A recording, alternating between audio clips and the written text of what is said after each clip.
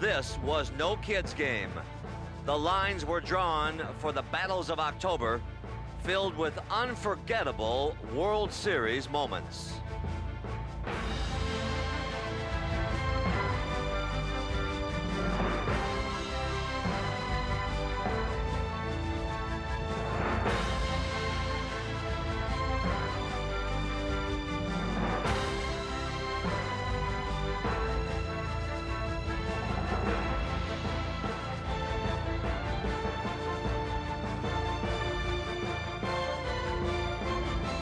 Funny thing about baseball, just when you start to taste victory, there's always somebody else who cleans your plate.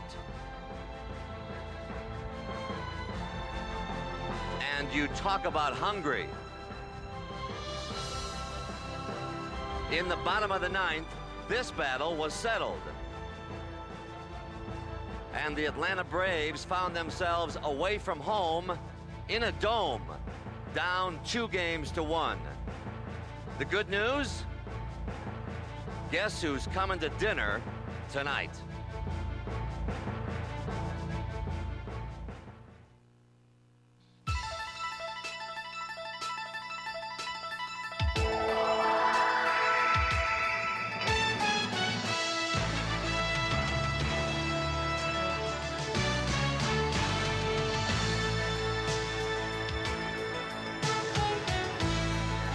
Well, take a look around this city, and about all you see are smiles. Toronto's Blue Jays are up 2-1 in the World Series, and suddenly the good folks north of the border have let 15 years of frustration fade into dreams of the future. Their heroes are also dreaming, but they know that there is still work to be done, lots of it. Tom Glavine, who starts for the Braves, probably hasn't had much time to dream, and pitching on 3 days rest, he must reprise his Game 1 performance in order to even this series one more time. So come on in and welcome once again to Sky Dome, where the roof may be closed, but the proud fans have taken the lid off their enthusiasm.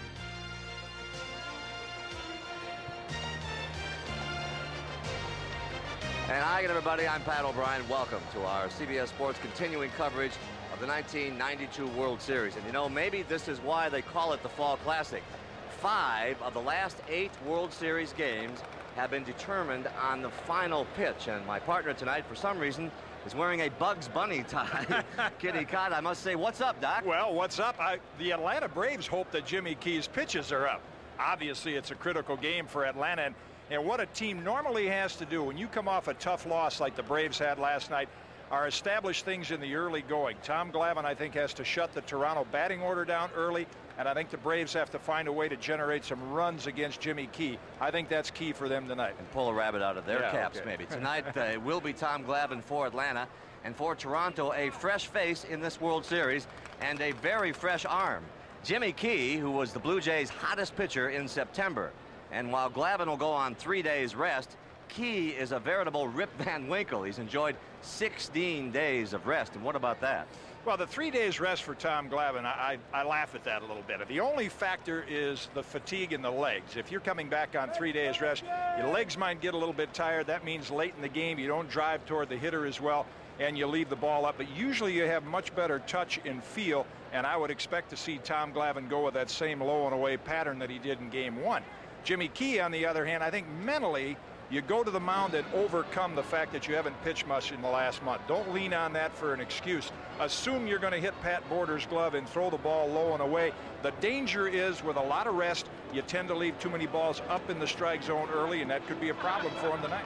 Kitty, after 3 games, one of the trends emerging is the inability of the Braves to hit and drive in runs. Atlanta's team batting average is under 200 with only 2 extra base hits. The meat of the Braves order, Terry Pendleton, David Justice, and Sid Bream, have only 2 RBIs among them. Yeah, and that's pretty easy to figure out. It's the Toronto pitching staff. There's nothing wrong with those hitters, but when you run into Juan Guzman in a perfect Toronto bullpen, hitters that are good hitters during the season become average hitters in postseason play because you're always seeing outstanding pitching. You know, with so much at stake, sometimes you just got to make things happen on your own. And so now that they're down 2-1, a couple of Braves have decided to retool. Yesterday, Pendleton and Bream placed rush orders for new sticks they hope will give them some added chop at the plate, and if they aim to even this series, they'll definitely need a couple of those smoking bats to get hot real soon, like tonight. The bats arrived here today at noon after clearing customs. And when we come back, Jim Cott and Tim McCarver, our own World Series battery, will show us how the Blue Jays jump-started their motors in that exciting 9th inning last night as Baseball 92 rolls on from north of the border to the deep south here on CBS. CBS Sports coverage of Game 4 of the 1992 World Series is brought. Welcome back to Skydome. You know, every Blue Jays fan knows how impressive this remarkable facility is, but tonight they also seem to have quiet confidence in their home team that plays here, and they're going up against Tom Glavine, who is the only pitcher in this series who has pitched a complete game in this World Series. And I talked to him this morning, pretty loose today, and he said he's ready to try to get the job done tonight for his Atlanta Braves. A lot of wheels were turning last night in that 9th inning, and we turn to our strategy masters, Jim Cott and Tim McCarver, to put their tight spin on how the Jays made the big plays. Pat, I think last night's bottom of the 9th inning will be etched in baseball fans' minds for a long, long time to come. Roberto Alomar, the human starting kit, opens things up in the 9th inning, and that runs the starter Steve Avery. Yeah, and I think it really opened things up because the key at bat for me was Joe Carter's at bat coming in against Mark Wohlers. You have scouting reports on teams, and sometimes I think managers let those take over for their instincts. Roberto Alomar on first base be an example. Why would you pitch out on the first pitch with a pitcher like Mark Wohlers who doesn't have exceptional control? Why? Because Alomar steals early in the count, but he didn't. He waited till it was 2-0, then he stole second, then Carter walks, and to me the inning began to unravel right there. Everybody knew that Joe Carter wasn't going to bunt. He had only sacrificed once all year, but so had Dave Winfield. Did that surprise you at all? Well, I know that Winfield has bunted before, not often, but I also know he takes a lot of pride in being able to do things like that. And you knew that Cito Gaston at that point was going to do whatever it took to get those runners over. And I don't know if it was surprising, but it was impressive to see a power hitter like Winfield perfectly executed bunt. But the most interesting thing in the inning for me was Cito Gaston pinch hitting for John Olerud. That was the first meaningful pinch hit for John Olerud all year long. He'd been pinch hit for 3 times, but all of them were meaningless. And he comes up with the hero of Game 2, Ed Sprague. It tells you what World Series play will do to managers' decisions. Cito Gaston will sit there and tell you, I'll never pinch hit for John Olerud because he hits left-handers rather well. But you watch Mike Stanton one night and see how he handles left-hand hitters, and you change your mind. And there comes the intentional walk into play, and that's an interesting play because percentage-wise, there are a lot of managers that will show you results where 80% of the time, when you put a man on with the intentional walk, it'll backfire. Last night it happened twice, Justice and Sprague. Both times it resulted in runs. I mean, here's a guy, Mike Stanton, who's one of the hottest pitchers in postseason play. And last year overpowering the Minnesota Twins. He's been effective this year, and he was used to intentionally walk a hitter. That's a little strange to me. Yeah, I think managers, and once again, baseball is a slow-paced game, but you make your decisions quickly. And I think Atlanta got caught in a position where Jeff Reardon was not in a favorable position to succeed. It's much easier to hit a fly ball off Jeff Reardon at this stage of his career, and I don't think that was a good matchup for Atlanta. Candy Maldonado against Jeff Reardon.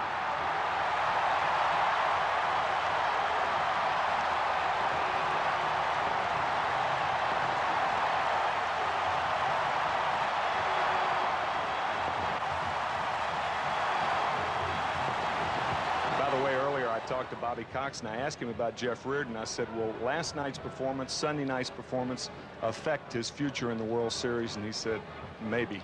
I think that's a case where maybe the previous 2 will affect the third choice. What do you think, Patrick? Timmy, I think you guys look pretty darn comfortable talking baseball down there in the dugout. And who knows what twists and turns will be woven into tonight's plot. Stay tuned. Baseball 92 will continue live from Skydome in a moment. Stay with us. Back to the wall to haul in this David Justice blast with 2 runners on in the 4th inning last night. Shades of the 1954 World Series when Willie Mays made his amazing catch of a Vic Wertz blast. Say hey. We'll be back after this word from your local station. Stay with us. Welcome back to Baseball 92. You know, the people of Canada have shown a great love for baseball and have been outstanding hosts to all of us here. We hope that last night's essay by satirist Bill Geist was taken in the good-natured spirit in which it was intended. That is our hope here at CBS. And now it's time to honor two friendly neighbors, the United States and Canada. And here is Sky Dome public address announcer Murray Eldon. Ladies and gentlemen, please welcome Curb MCA recording artist Winona Judd as she performs the American National Anthem. Winona is accompanied by the U.S. Marine Color Guard and the Royal Canadian Mounted Police Color Guard.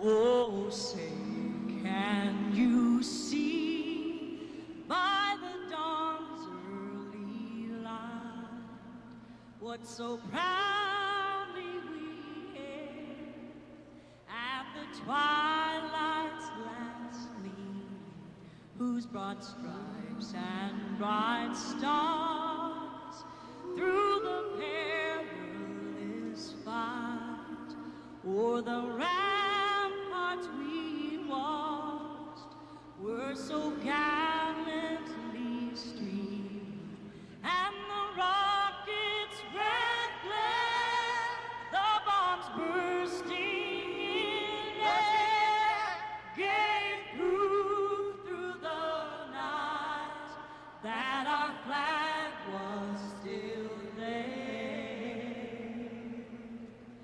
Oh, say does that star-spangled banner yet wave o'er the land of the free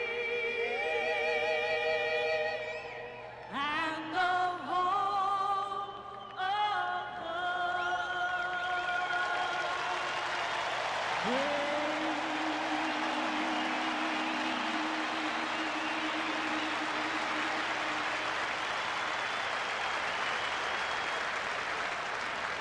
To sing the Canadian National Anthem, a native of Ontario whose latest release, Now and Then, has received gold status. Please welcome Michelle Wright.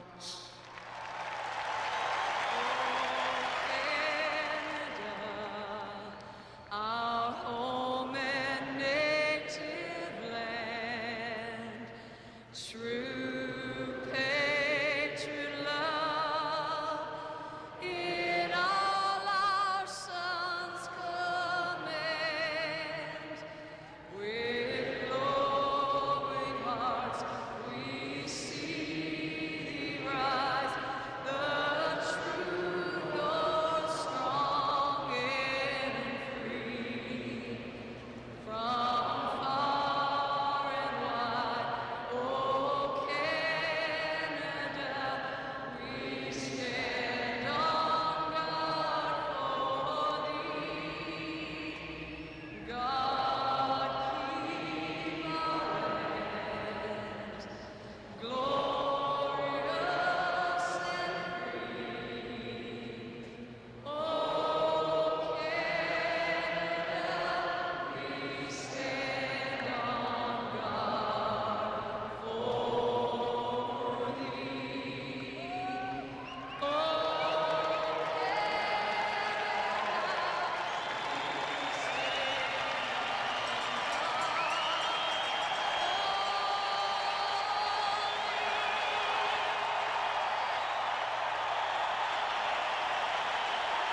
And on deck, Game 4 of the 1992 World Series, the Braves and the Blue Jays, here on CBS. Welcome back to Sky Dome. You know, you talk about how big this game is. Ontario's premier, Bob Ray, reportedly made a friendly wager with his counterpart in Georgia, Governor Zell Miller, that if the Blue Jays have to go back to Atlanta for a Game 6, he'll give him the CN Tower. If not, Atlanta will give Toronto the 1996 Olympic Games. We think he was kidding. Getting ready now for Game 4. Let's send it on up to Tim and Sean in the booth. Gentlemen. Thank you, Pat. Maybe somebody can give Pat O'Brien a chair as well as he gets ready for Game 4 of the World Series tonight, with Toronto leading 2-1 after 3 terrific ball games. As a matter of fact, neither team has led in this series by more than 2 runs at any time. Atlanta's only win came at home in Game 1. Damon Berryhill's 3-run homer in the 6th inning off Jack Morris gave the Braves a 3-1 victory. Another unlikely hero in Game 2, Ed Sprague hit a pinch hit 2-run homer in the 9th off Jeff Reardon as Toronto took it 5-4. Then last night in the first World Series game ever outside the United States, Candy Maldonado's bases loaded single in the bottom of the 9th off Reardon gave the Jays a 3-2 win. So tonight it is on to Game 4 with 2 left-handers on the mound, and that means Toronto will use the same lineup it used to win last night, while Bobby Cox goes to what he calls his all right-handed hitting lineup. Yeah, and 8 of the 9 are right-handed hitters. David Justice is the only left-handed batter in the lineup for the Atlanta Braves, but his lifetime average against left-handed pitching is .301. John Olerud, the only other left-hander in the lineup, he's batting 5th or 6th for the Toronto Blue Jays, and he also has a very, very good batting average for his lifetime against left-handed pitching. We heard Jim Cott on the pregame show talk about the similarity between these 2 starting pitchers, Tom Glavine of Atlanta and Jimmy Key of the Toronto Blue Jays. It's hard to hear yourself here in Sky Dome as they take the field. But what about the approach to batting against these fellas? Well, the one thing you don't want to do is you don't want to pull the left-hander if you're a right-handed batter. The one thing you try to do is keep your front shoulder in there and try to hit the ball back through the box. Players have a saying for that. They say we try to hit it back through the originator. The one thing you don't want to do, as we said, is try to pull either left-handed pitcher because their strength is low and away. Because if you try to pull them, you're going to play pepper with the shortstop all night long. That's what right-handed hitters don't want to do, hit the ball to the left side of the infield. Let's check in with our originator, Jim Cott. All right, Sean, based on what Tim said, the strike zone could be a very important factor tonight. Because both lefties want to keep the ball down and away, if home plate umpire Dan Morrison's strike zone is not as generous as Jerry Crawford's was in Game 1, Glavine and Key will have to bring the ball up and over the plate a little bit more, and then we may see a high-scoring game. Sean? Thank you, Jim. The starting lineup tonight for the Atlanta Braves against Jimmy Key. Otis Nixon leads off in center field. Jeff Blauser, the shortstop. Terry Pendleton batting 3rd at 3rd base. The cleanup hitter is DH Lonnie Smith. David Justice, the only left-handed hitter in the lineup, in right field. Ron Gant back in the lineup in left field. Brian Hunter batting 7th at first base. The catcher Damon Berryhill bats 8th, and batting 9th, the second baseman Mark Lemke. The defense for the Toronto Blue Jays, Candy Maldonado, he had an assist last night. He had 12 during the regular season. He'll be in left field. Devon White with that remarkable catch last night, an almost triple play for the Blue Jays against the Braves. Joe Carter once again in right field this evening. Kelly Gruber will be the 3rd baseman. Manuel Lee at shortstop. Roberto Alomar in that great range at 2nd base. John Olerud at 1st base. And Pat Borders once again behind the plate. And on the mound making his World Series debut, 31-year-old left-hander Jimmy Key, who finished the regular season at 13-13, but he won each of his last 5 decisions.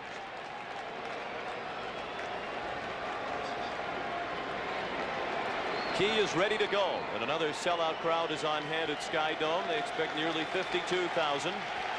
Otis Nixon leads off. He's a switch hitter.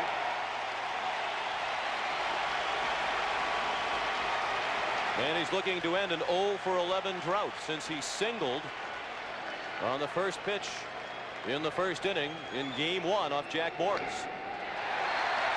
We're underway. 1 strike on Nixon, who fouled one back to the screen.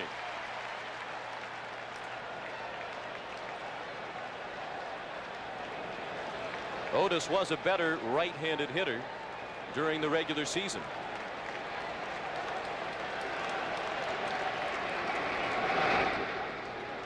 You saw only 22 RBIs for the leadoff batter. What leadoff hitters want to do, score a lot of runs. And from the leadoff position, the Atlanta Braves led the National League this year with 116 runs scored. They also got 200 hits out of that position. Only the Reds in the Expos had 200 hits from their leadoff guys. The 1-1 pitch is a breaking ball low and in. Jimmy Key is a native of Huntsville, Alabama.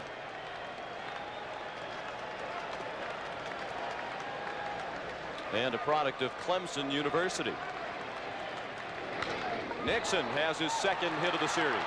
His first since the first inning of game 1. He slapped one into right, and the Braves have the lead man on. Dan Morrison, as Jim Cott mentioned, in the spotlight as the home plate umpire tonight. Bob Davidson at first, John Shulock at second, Jerry Crawford at third. Mike Riley is along the left field line, and Joe West is in right. We talked about how to approach Jimmy Key, and you can only tell by the first hitter. Otis Nixon's approach was perfect. Sinker away, and he lined one to right. Nixon at 41 stolen bases during the regular season, and Key has an excellent pickoff move. It'll be a bit more difficult for the Braves to run tonight against the tandem of Key and Borders. It'll be a bit more difficult with Bob Davidson at first base. Bob Davidson, more than any other National League umpire, calls a lot of balks. Affectionately known as Bach and Bob by Bach and some Bob. in the National League.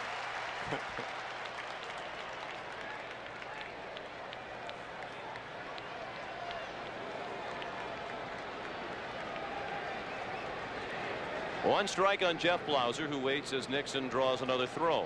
Otis a perfect 2 for 2 in the World Series in stolen bases.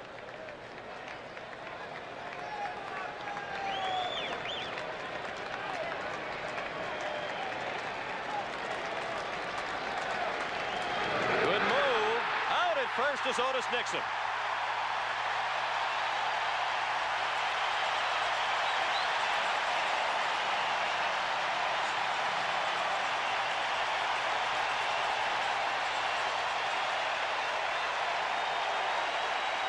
I mean, Otis Nixon is just flat out nailed at first base. You see him lean towards second, back too late to first. Fine move by Jimmy Key. He was out with room to spare. Now Blauser takes a ball, and it's 1-1. After Otis Nixon was called out by Bob Davidson, Pat Corrales, the first base coach, did speak with the first base umpire about the move. It wasn't a heated protest, but a point was made by Pat Corrales to the first base umpire. There's Pat. Pat, a former Major League manager. He managed the Philadelphia Phillies and the Cleveland Indians. Also the Texas Rangers. 3 balls and a strike now on Blauser, whose only hit in this series was in game 2. A single. Key, a relatively quick worker, and Blauser singles to center. Again, Tim, we see the approach that you spoke of at the top of the telecast, taking Jimmy Key to the opposite field or up the middle. And we said it in the pregame comments. See, if that ball's on the sweet part of the bat, if you try to pull it, you pull it to the left side of the infield and hit it weakly on the end of the bat. But keeping the left shoulder in there for a right-handed batter is essential to hit Jimmy Key well, or for that matter, Tommy Glavine. So the pickoff looks even bigger now as Terry Pendleton stands in. He started to find his stroke last night when he went 2 for 4. He's now 3 for 12 in the World Series. Back-to-back hits to start the ball game for Atlanta, but Otis Nixon was picked off. Pendleton showed bunt and took a breaking ball low. Jimmy Williams, the third base coach, threw the signs for Pendleton and Blauser.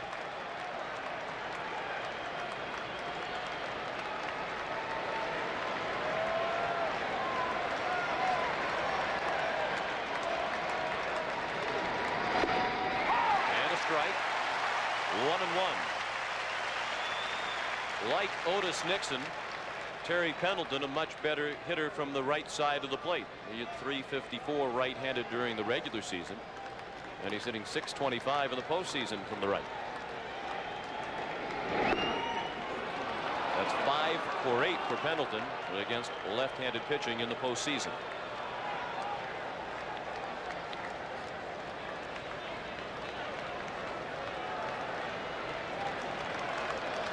Blauser at first and 1 out. We're in the top of the first inning in Game 4 of the World Series. Blauser with a delayed steal, and the throw did not get him.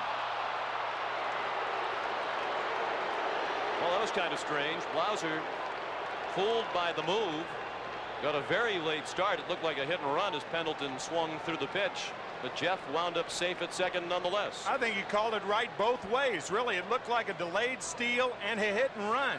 I think what Jeff was thinking, you've got to make sure against a guy like Jimmy Key, you make sure that he doesn't throw to first base. The obligation is on the hitter to put the ball in play.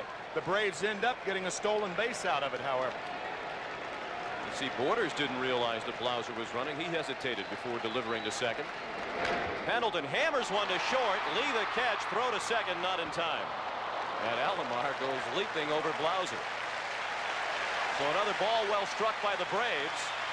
But Pendleton hit it right at the shortstop Lee, and they had a chance to double off Blauser. That was a curveball, and the third line drive in a row hit off Jimmy Key. Alomar, who was playing Pendleton straight away, is late on arriving and hurdles Jeff Blauser. Like Edwin Moses on that play. Huh? Now Lonnie Smith. That 1 for 4 came last night. He singled a drive and a run in the 8th inning. At the time it gave Atlanta a 2-1 lead. Smith in his 60th postseason game. This is the 5th World Series in which he has appeared. 1-1 the count. And if the Braves can come back and win, Lonnie Smith will be the first player ever to play on 4 world champion teams, different teams. The Phillies in 1980, the Cardinals in 1982, the Kansas City Royals in 1985, and if Atlanta can win it this year, the Braves. Fastball. Occasionally Key will try to sneak the fastball over the inside part of the plate or off the inside of the plate to keep the hitters honest. That one missed, and it's 2-1.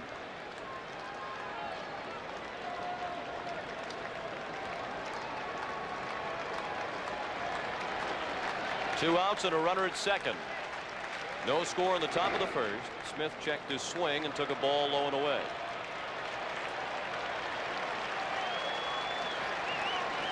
Jeff Blauser is the runner at second.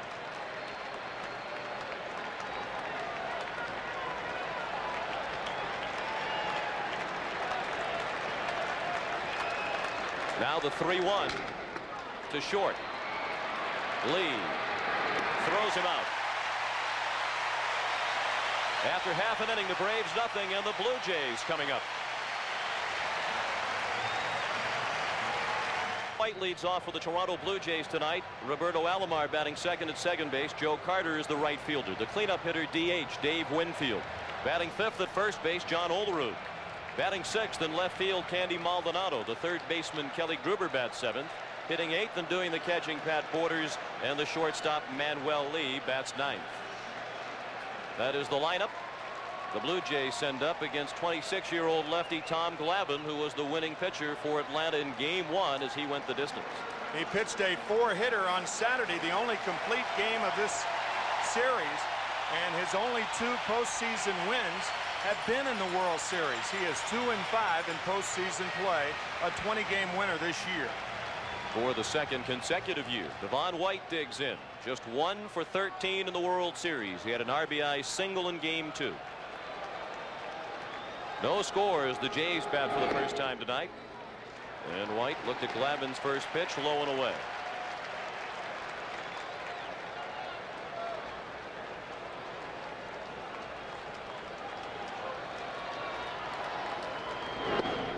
And a strike, 1-1. It'll be interesting to see if the Toronto Blue Jay hitters adjust to Tommy Glavine, and if they do, we'll see if Glavine changes his pattern of Game 1, and that was low and away to right-handers.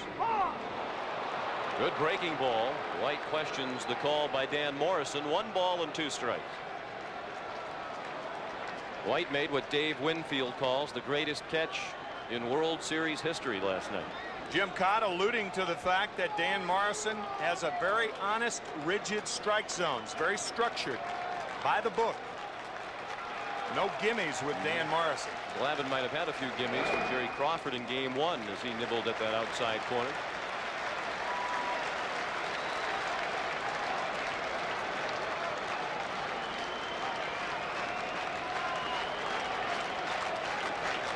Two-two pitch, fouled out of play. Being aware of Jim Cott's reputation on the golf course, not too many gimmies coming from him either.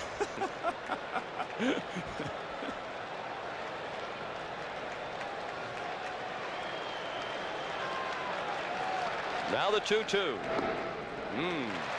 an example of a pitch that might have gone Glavine's way in game 1. Instead, it's a full count. That was a great catch by White last night, and it nearly started a triple play, which would have been only the second in World Series history. That's through the middle, and again, the approach to these left-handers up the middle or to the opposite field. White used it to come up with just his second hit of the World Series. The defense for the Atlanta Braves. Ron Gann in left field and Otis Nixon in center. David Justice with a strong arm in right. Terry Pendleton at third base. Jeff Plauser, the shortstop. Mark Lemke at second base. Brian Hunter, the first baseman. And once again, Damon Berryhill behind the plate. And the batter is Roberto Alomar, who's only 2 for 12 in the series, but he started the 9th inning last night with a single, stole second, and scored the winning run. He turned a bunt and took it back and looked at a ball. Rich Hacker is the third base coach for the Blue Jays. Devon White has not attempted a stolen base in the World Series. He hasn't been on much. He had 37 and 41 tries during the regular season. Only Henry Cotto of the Seattle Mariners had a better ratio. But he was caught 4 times in the American League Championship Series. How do you figure? I don't know. That's amazing. Only thrown out 4 times during the entire regular season and 41 tries. Then he's thrown out 4 times in 6 games against Oakland. I think one of the reasons, Terry Steinbach. And the Oakland pitching staff, which Cito Gaston says does the best job of holding runners on of any staff in baseball. Glavine with the slide step. That's a double play ball if they hurry. And no chance as White was on top of Lemke. 1 out. They erase the lead runner. And it's Alomar at first base with 1 down in the first, no score. Once again, that's what we were talking about in the opening. White with the ideal approach to Tommy Glavine, and Roberto Alomar with the approach that's going to get you a lot of ABs without any hits. The ground ball to shortstop.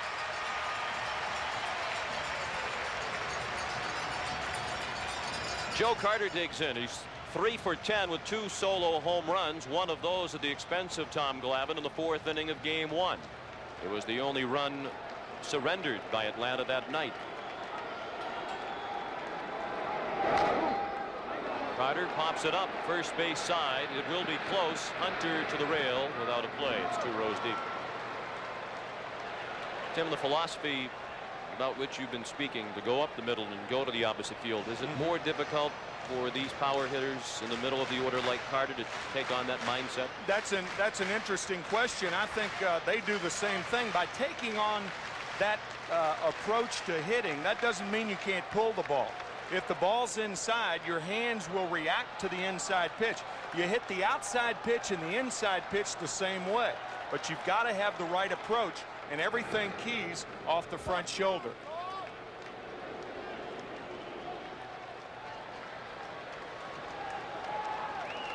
Carter waiting for the 0-1 pitch with 1 out and Alomar at first.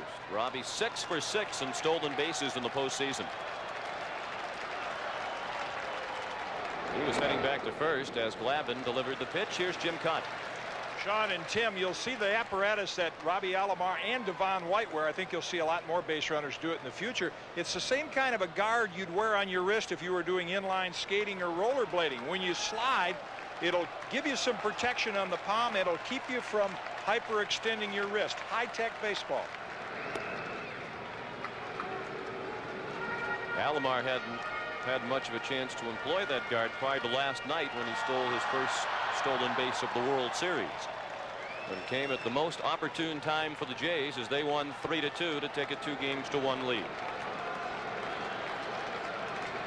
It is not running. Carter pulls it slowly to third. Pendleton's only play at first. He intentionally threw it into the turf to speed it up. And Carter is out. Alomar to second with 2 down.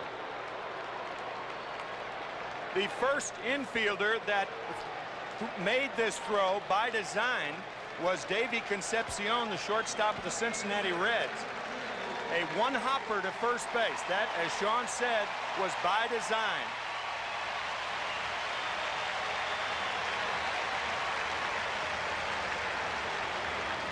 And now Dave Winfield. Like Carter, he's 3 for 10 in the series. Winfield does not have a home run. All 3 of his hits singles. He's had 1 hit in each of the first 3 games. No score. The Blue Jays threaten with 2 down in the bottom of the first, and Roberto Alomar at second base. Breaking ball stayed outside. 1-0 on Winfield.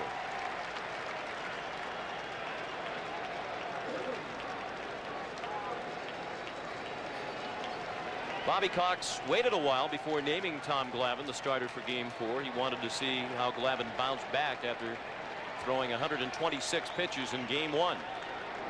Glavine threw on the side here on the off day at Sky Dome on Monday and threw extremely well, and that erased any doubt that Bobby Cox might have had in his mind.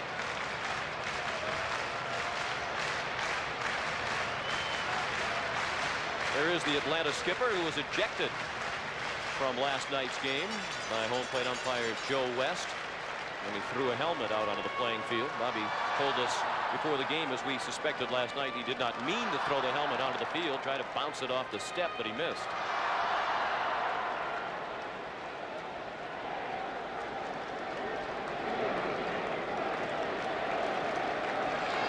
Winfield has appeared in 2 World Series, this one in the 1981 World Series while a member of the New York Yankees. He was 1 for 22. Alomar heads to third without a throw.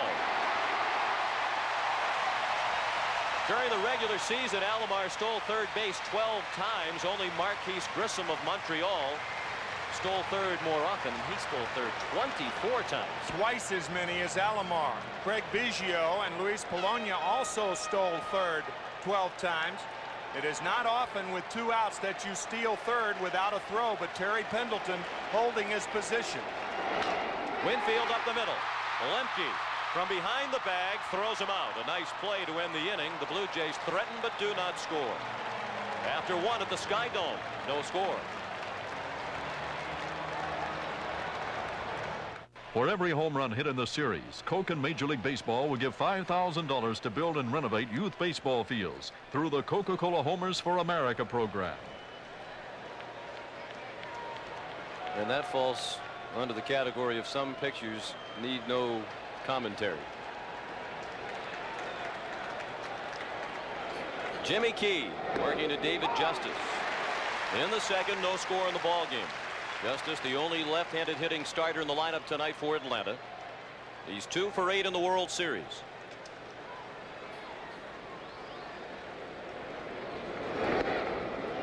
Just inside. 1 ball and 1 strike. Justice, Gant, and Hunter for the Braves in the second. Atlanta hit several balls sharply in the first inning with nothing to show for it. The pickoff of Otis Nixon, a very big play.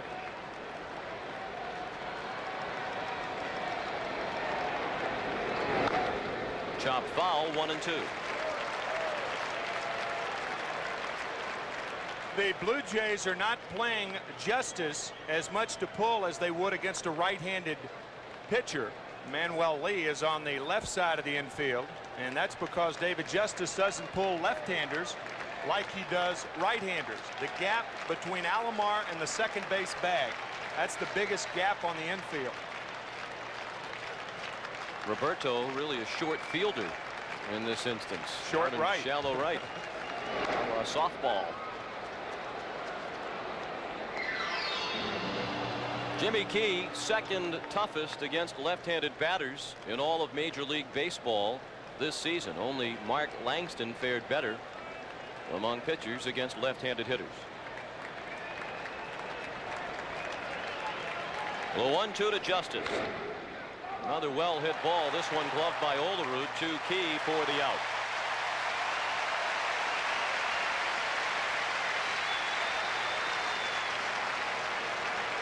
Now Justice pulling the curveball hard, and Olerud sucks it up.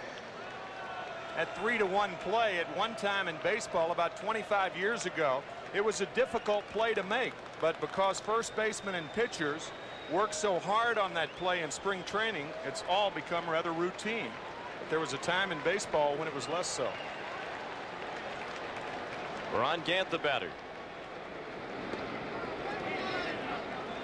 Gant has not started the last 2 games for Atlanta, in large part because of his hitting woes in the postseason. He's only 4 for 25 in the playoffs and World Series combined. 1 ball and 1 strike on Gant, who is starting in left field tonight.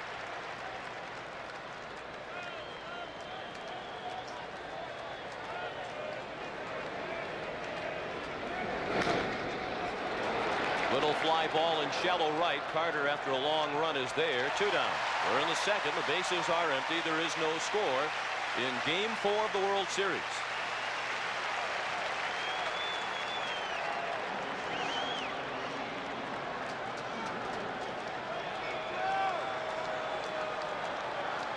Now Brian Hunter getting the start tonight at first base against the lefty Key. Brian delivered a sacrifice fly for an RBI in Game 2.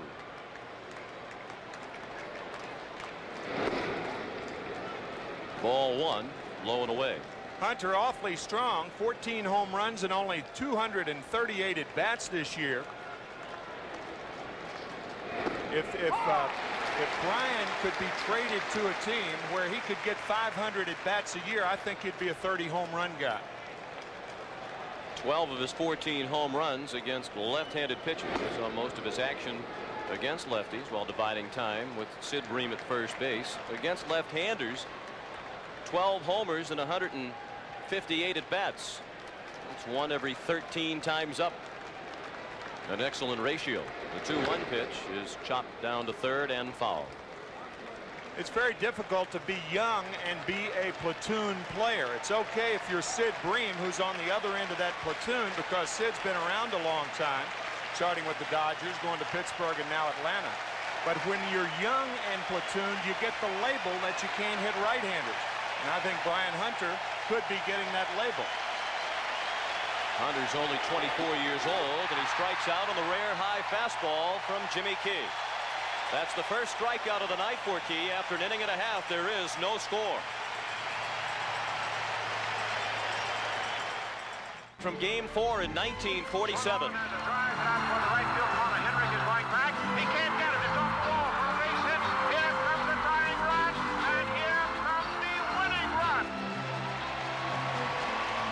Cookie Lavagetto's pinch hit 2-run double with 2 outs in the 9th ended Bill Bevan's bid to throw the first no-hitter in World Series history.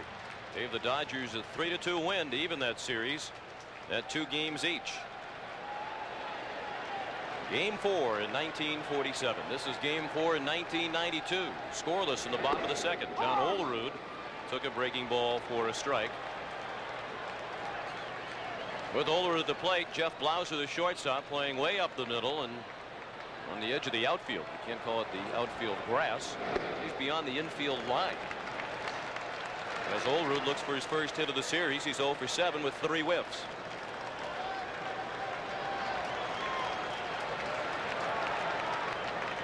Tom Glavine's 1-1 was just inside, and Jim Cott's scouting report on home plate umpire Dan Morrison has held true to form to this point. He has been not as generous with the strike zone as others we have seen behind the plate in this series.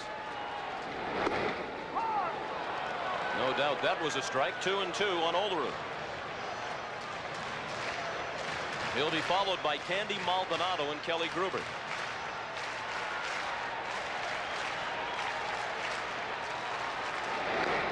Chopped foul.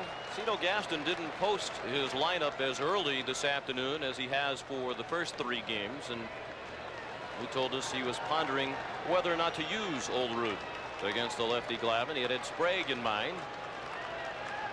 And this is the lineup that Gaston has gone with just about all year.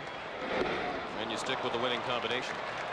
Olerud strikes out. His difficulties continue. He's 0 for 8 with 4 strikeouts. That's the first strikeout of the night for Glavine. This looked like the circle change from Tommy Glavine, and there's the circle right there. You could see the index finger and the thumb touching.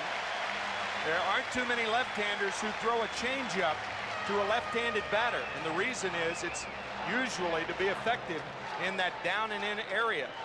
But a fine pitch to John Olerud. Now Candy Maldonado sends it out of play, first base side. Maldonado came up in the bottom of the 9th inning with the bases loaded and 1 out last night and delivered the single over the head of the drawn-in center fielder Otis Nixon. It brought Alomar in with the winning run. 0-2.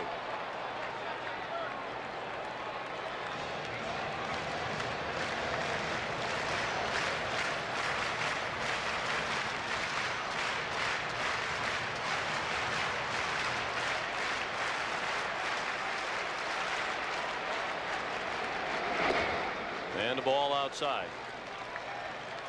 Tonight's game is being produced by Bob Dekas and directed by Bob Fishman. We're at the Sky Dome in Toronto for Game 4 of the World Series, scoreless in the bottom of the 2nd.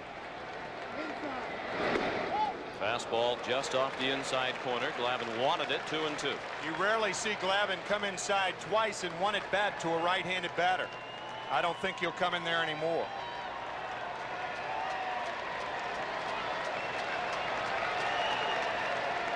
He does go back away and he misses.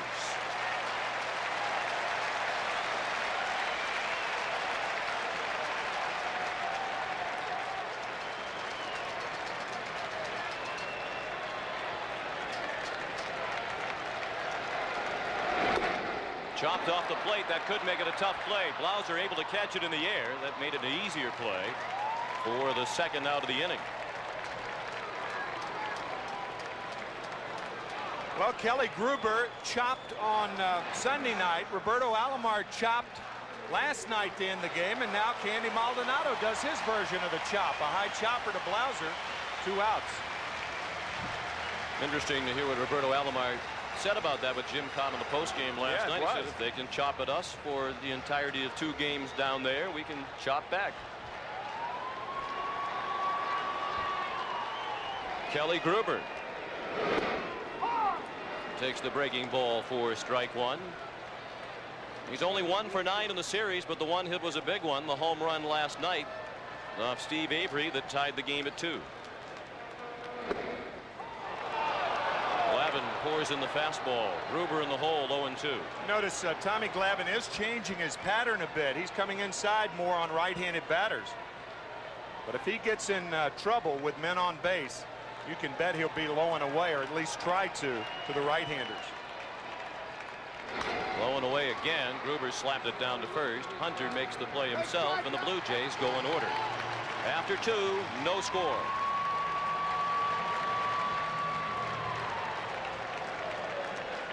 A World Series ball game from one of the restaurants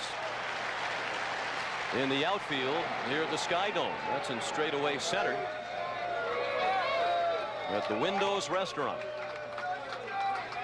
just below the rooms in the Sky Dome Hotel that look down to the playing field that have been going for about $1,000 a night for the World Series. Except for the Blue Jay players, of course. Some of them are residents, full-time residents at the Sky Dome Hotel. Roberto Alomar is one. David Cohn another. There it is. Those are the hotel rooms above the restaurant. Damon Berryhill, the batter, 1-2 the count. He's just 1 for 11 in the series, but his one hit was the 3-run homer that propelled Atlanta to victory in Game 1. Mark Lemke to follow in the top of the order, and Otis Nixon in the top of the 3rd. No score.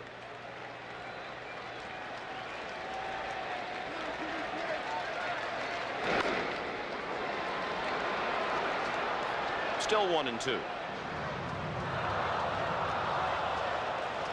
Berryhill has had a tough time making contact in the World Series. He's fanned 7 times, which ties a World Series record for most strikeouts by one player in the first 3 games of the World Series.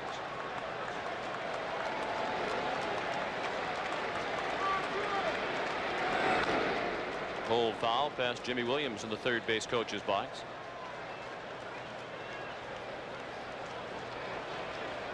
You mentioned Alomar and Cone live in the Sky Dome Hotel during the year, but they don't have the glamorous rooms that look down over the playing field. They have the lower priced rooms that look over the railroad tracks. It's really a decidedly different view. I understand those rooms. Pitches in the dirt. Berryhill strikes out again, and Borders a nice throw to get him. Borders had to be very careful not to hit Berryhill with the throw as Damon was running down the line.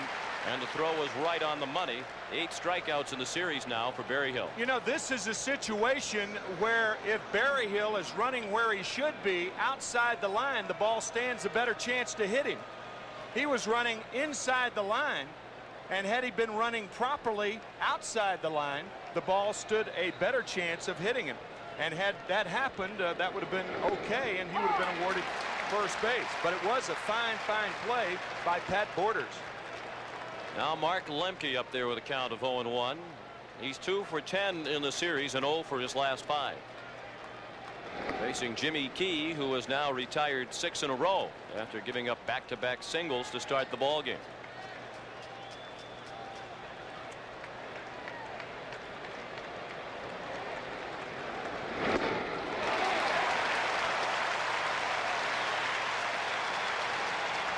One and 2 the count on Lemke.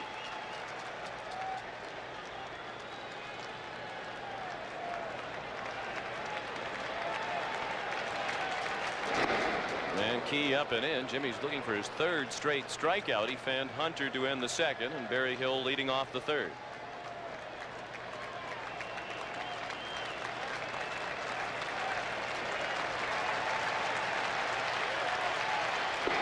Strike 3.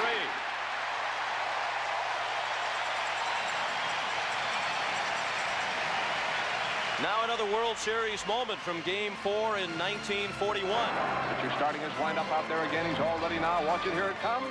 He swung at the ball and missed it. The ball gets away from the catcher, and Henrich goes to first. The umpire says that Henrich swung. It was a clean strike. The ball got away from the catcher, and so Henrich is entitled to first because he got there ahead of the throw. The Yankees go on to score 4 in the 9th and win that game 7-4.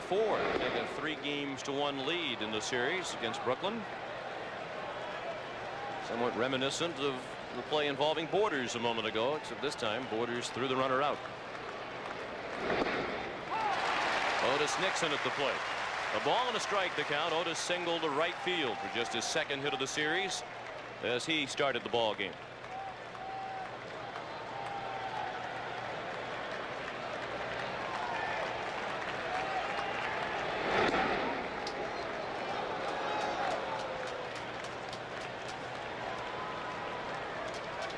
With Nixon at the plate, Gruber lingers in front of the bag at 3rd.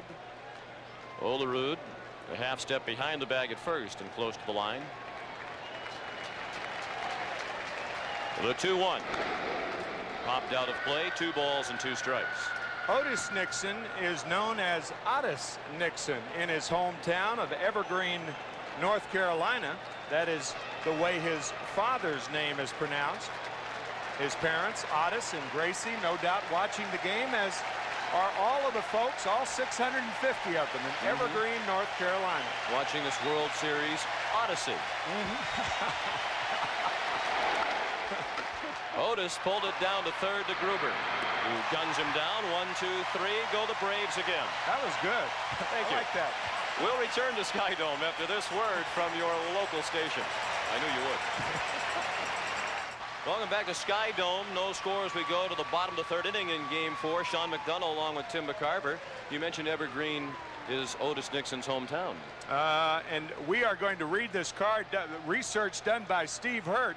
He's been talking to the postmaster there, Elise Johnson, who is the postmaster from Evergreen, and we found out that Evergreen has 2 Little League ballparks, 2 gas stations, a post office, a fire department, a school that goes from kindergarten to the 8th grade, a farm supply store, a print shop, and a factory. It's 55 miles south of Fayetteville, North Carolina, where Fort Bragg is, and 60 miles west of Wilmington, North Carolina. About 650 people live in Evergreen, they tell us. That one's heading for Evergreen. Deep to left field, near the pole, and a home run. Pat Borders puts the Blue Jays on the board with a home run off Tom Glavine. Just fair down the left field line. It's 1-0 Toronto.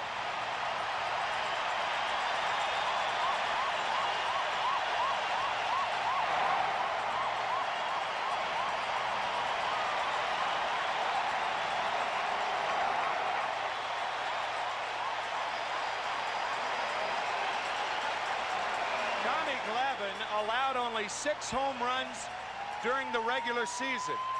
In 18 innings, he's allowed 5 home runs in postseason play. And Pat Borders has been sizzling with the bat. That's his first home run in the World Series. He's now 5 for 10 in this series against Atlanta. He hit a home run in the playoffs as well. Manuel Lee out on the bounding ball to second.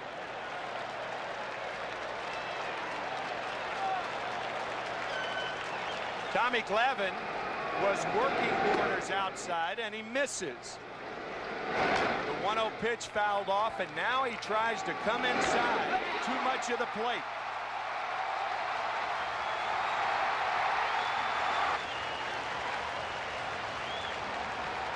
So the Blue Jays have now homered in each of their 10 postseason games this year. Devon White looked at ball 1 outside. The Blue Jays add to their own record. They set the record last night with a home run in their 9th consecutive postseason game. That's within a single postseason. Now they've done it in 10 in a row. And the count is 1-1 on White.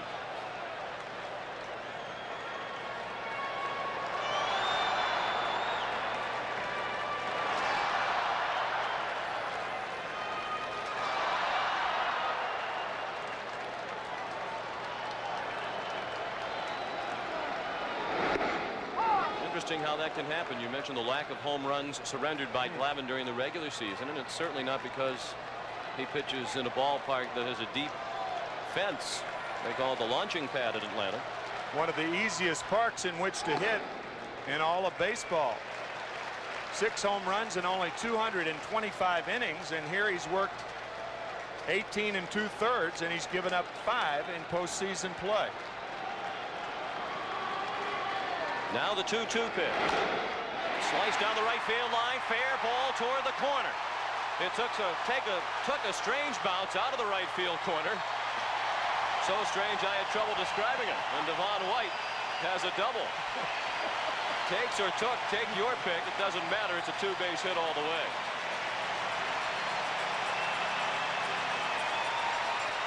Well, Devon White once again with the proper approach to Tom Glavine. The slicing double down the line, and a fine piece of hitting by Devon White. So after coming into the ball game 1 for 13 in the World Series, White is 2 for 2 tonight, and in scoring position with 1 out in the bottom of the 3rd. The Blue Jays lead 1-0 on the Borders home run. And Roberto Alomar is the batter. He reached on a fielder's choice. Advanced to second on a ground out, stole 3rd, and was stranded there in the 1st inning. Glavine missed outside with a fastball.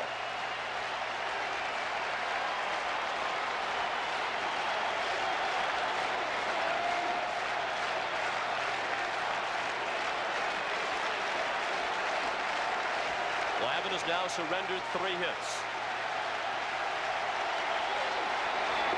Tommy had retired 6 in a row prior to the home run by Borders.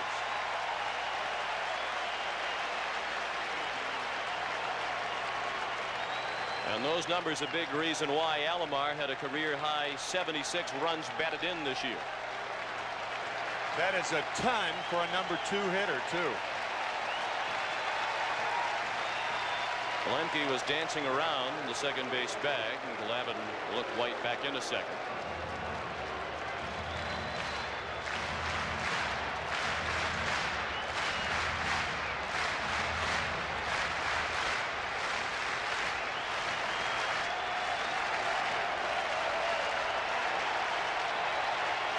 The 2-0 pitch. High and away, 3 balls and no strikes with Joe Carter on deck. Very unusual depth in center field. Otis Nixon plays one of the most shallow, or the shallowest, center fields in the major leagues. He has tremendous speed. He and White both have tremendous speed going back on balls, but you don't drop too many in front of either one of them. And that's ball 4 outside. Alomar walks on 4 pitches. The first walk thrown by Glavine tonight. Glavine did not issue a walk in going 9 innings in game 1. Leo Mazzoni, the pitching coach, on his way to the mound.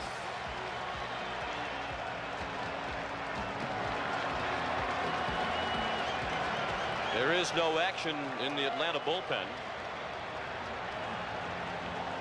One of the few negatives of the Sky Dome from the perspective of fans is that they cannot see into the bullpens from most of the seats here. They are behind the outfield fences.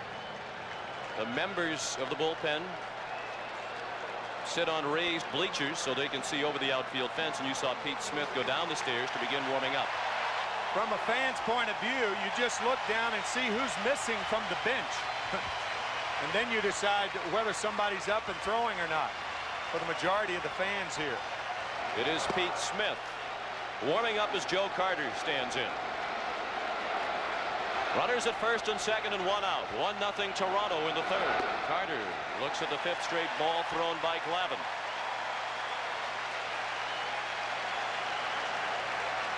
Carter bounced to 3rd his first time up.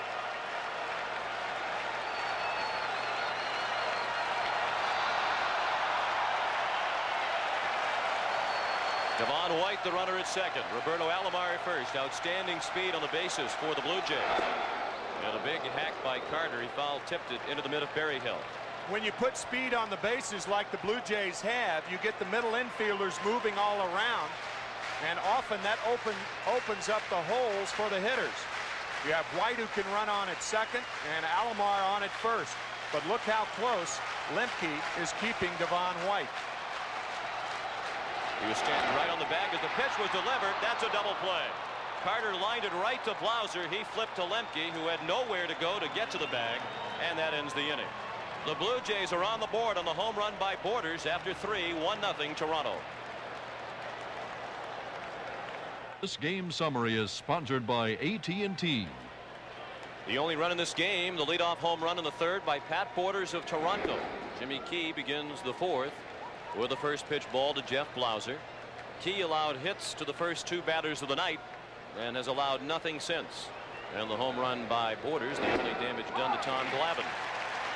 So it's 1-0 Toronto. They're out hitting the visitors 3-2.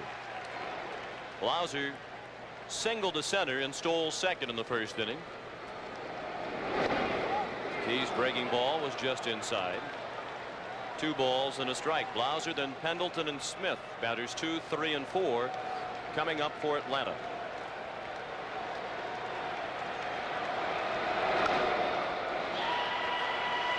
The big play in this game so far was the pickoff of Otis Nixon at first base. The Braves had Nixon on at first to lead off the game. He was picked off, and then Jeff Blauser got a hit. Otherwise, it's 1st and 3rd and nobody out. The Braves could have had something going. And Blauser strikes out. He not noted as a strikeout pitcher, but he has fanned 4 of the last 5 hitters. I'd say about 70% of swinging strikeouts on balls out of the plate. It's kind of easy to understand. Hitters are trained to hit the ball in the strike zone. But when you're defensive, that's the value of getting ahead. If you're a pitcher, you put the hitter on the defense, and he's apt to go after anything, as Blauser did then. Terry Pendleton, the batter. That's to right field. Carter. 2 down.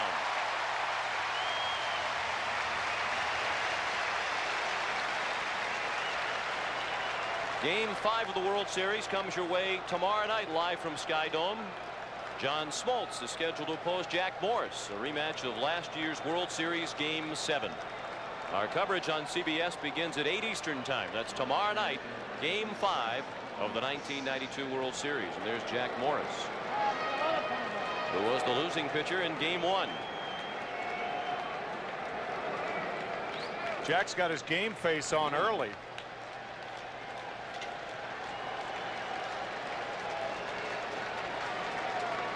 Lonnie Smith, the hitter. Key has retired 10 in a row. It will be 11 when this one comes down. Manuel Lee puts it away.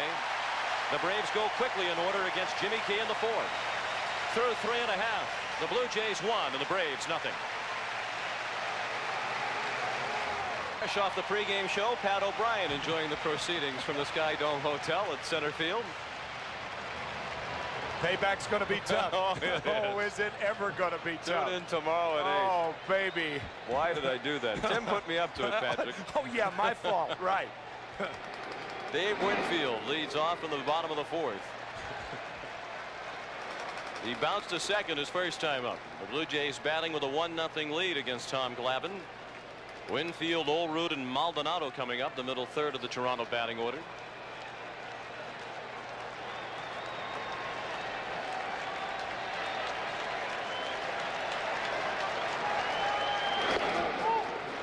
Check swing and a ball low and away. Here's Jim Cott. Well, you could see Tom Glavine cringe on that pitch, Sean and Tim. That was one he got for a strike in Game 1.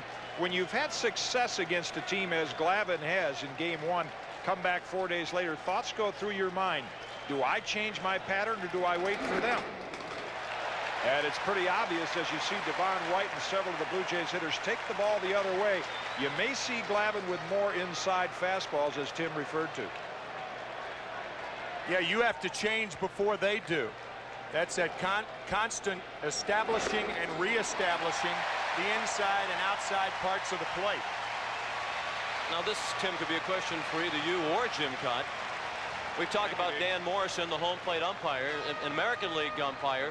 Would Tom Glavine be aware, as he takes the mound tonight, of Morrison's reputation for having that tight strike zone? If he saw our pregame show, he would, because that's what Jim Cott said.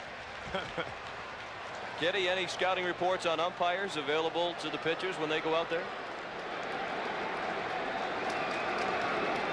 And as he ponders the question, Olerud stings one into right field. Winfield stops at second. First and second and nobody out in the 4th inning.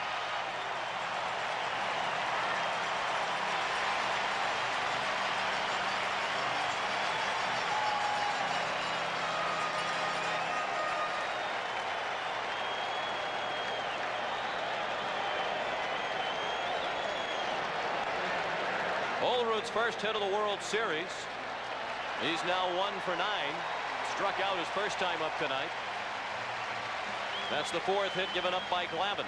And the batter is Candy Maldonado. Jim, would Glavine be aware of that reputation of Dan Morrison before he took the mound tonight? Well, I think so. There are pitchers in the American League, Roger Clemens for one, who keep track of umpires and which ones favor the pitcher or the hitter. They're all good umpires, but they all have a distinctive strike zone, some small, some bigger. Candy Maldonado lifts one to left center, not deep. Ron Gant takes charge for the first out of the inning. Winfield tagged, but does not try to go to third. We're in the 4th. The Blue Jays lead 1-0. Maldonado now 0 for 2. I remember a game in the 1967 series against the Boston Red Sox. I caught for the Cardinals, and Ed Runge was behind the plate. And he told me, I was catching in the 1st inning, he said, when you're at the plate, swing the bat. You better be swinging the bat, because he would give pitchers pitches 3-4 inches outside, and he was consistent. The father of Paul Runge, a fine umpire in the National League now. Kelly Gruber, the batter. He tried to bunt, fouled it back to the backstop. That's a bad play right there. You see Pete Smith still warming for the Braves. You have a runner in scoring position, 2 runners on, the bottom part of the lineup, albeit Pat Borders, who homered the last time up.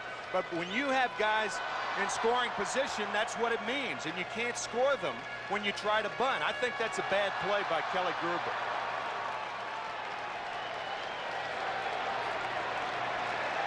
Gruber broke an 0 for 23 drought last night with a home run, but perhaps his confidence isn't completely back. And he hits a double play ball. 6-4-3. The Braves turn it to get out of the inning. After 4 at the Sky Dome in Toronto, the Blue Jays won and the Braves nothing. Various ways that second basemen can protect themselves.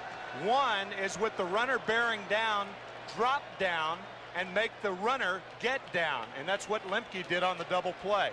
Nicely turned by Blauser and Lemke. Jimmy Key working in the 5th inning. David Justice checked his swing and took a ball. Justice, then Gant and Hunter. Batters 5, 6, and 7 in the Atlanta batting order. Justice bounced out to the first baseman Olerud with Key covering in the 2nd. Jimmy Key allowed back-to-back singles to Nixon and Blauser to start the ball game, and the Braves have not had a runner since. And Atlanta's really pretty fortunate, Tim, to be behind by only 1-0 as the Blue Jays, through 4 innings, have left 3 men on base and also hit into 2 double plays. 2 big double plays, you might add, including the one the last inning. Key's counterpart Tom Glavine has had only 1-1-2-3 inning. Key's working on 3 straight 1-2-3 innings.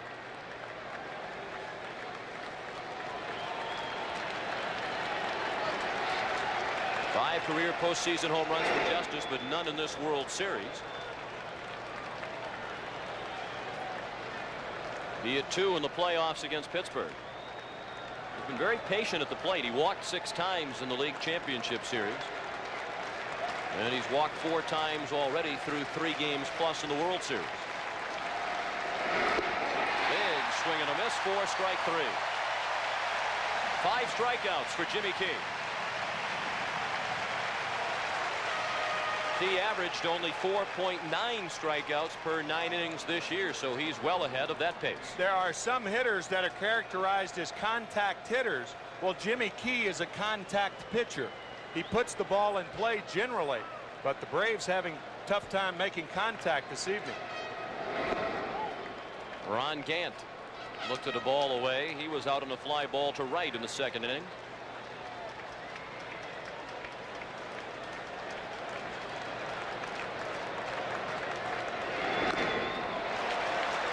Fouled off his foot. 1 ball and 1 strike.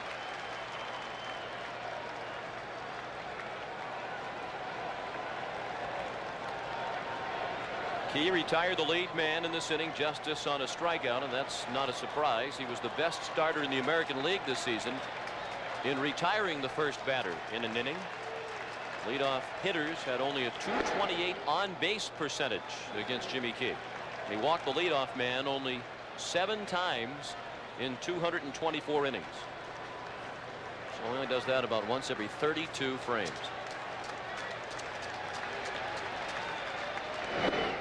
That's on the corner. 2-2 on Gant. And remember, throughout baseball, a team scores in only 16% of the innings when the leadoff batter is retired. That's how important it is for a guy to get the first guy. If you allow the first guy to get on, that runner scores 51% of the time. A huge jump. Gant is overdue. 0 for his last 15, including his 0 for 1 tonight. The 3-2 pitch. Lifted to left center field. Room for Devon White. 2 away. This copyrighted telecast is presented by authority of Major League Baseball and may not be reproduced or retransmitted in any form without the express written consent of Major League Baseball. Sean McDonough along with Tim McCarver, Jim Cott and Pat O'Brien. Happy to have you with us from the Sky Dome in Toronto, where the Blue Jays lead 1-0. Brian Hunter at the plate with 2 down and the bases empty in the Atlanta 5th. Well hit toward the gap. White on the run, and he's there to make the catch. If it stays in the air long enough, he'll get it. Halfway through game 4, Jimmy Key working on the shutout. It's 1-0 Toronto. Welcome back to the Sky Dome, where the hand is for Pat Borders as he stands in to begin the bottom of the 5th. Borders' home run off Tom Glavine, leading off the 3rd, the only run in this ball game. And here's another look at it.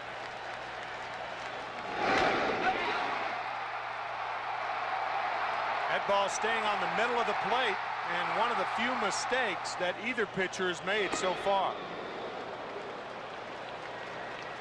A lot of times a guy will hit a ball out of the ballpark and a pitcher will come back and say, boy, wasn't that a good pitch? Well, that one from Glavine was not a good pitch, but hitters do hit good pitches out of the park. Borders out on the bounding ball to short. One out in the fifth. With his home run his first time up, Pat Borders has had a hit in each of his last 12 postseason games now. That breaks the record for the longest postseason hitting streak by a catcher, which was shared by Borders, Yogi Berra, and Thurman Munson at 11 games apiece prior to tonight. The longest batting streak for a player of any position in postseason history, 17 games by Hank Bauer of the Yankees in the mid and late 50s. Manuel Lee bounced out his first time up. He's now 1 for 10 in the World Series.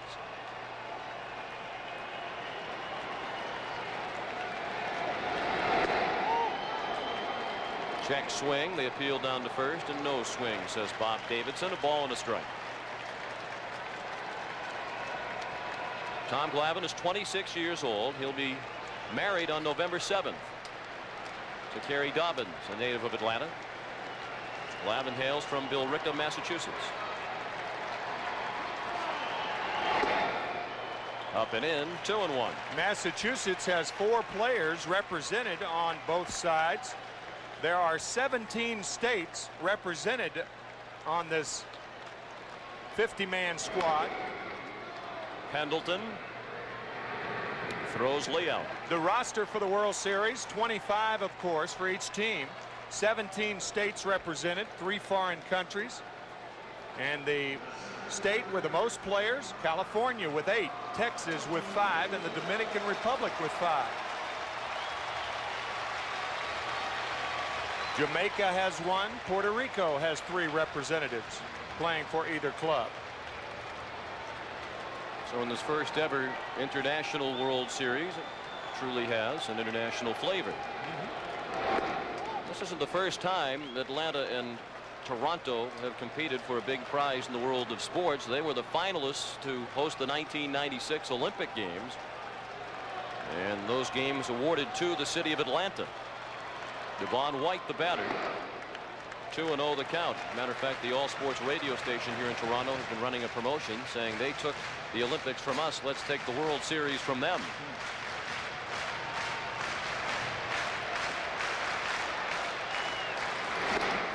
White taking all the way on 2-0, and it's 2-1.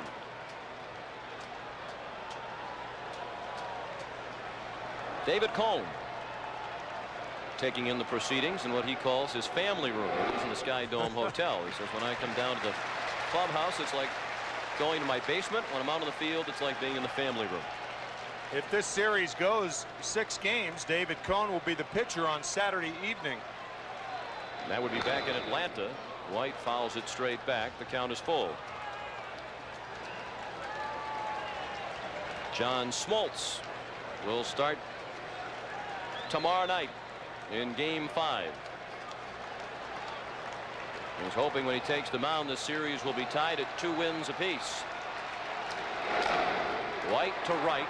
He doubled in that direction his last time up, but this time Justice is there, and Glavine works just his second 1-2-3 inning. We'll return to Sky Dome after this word from your local station.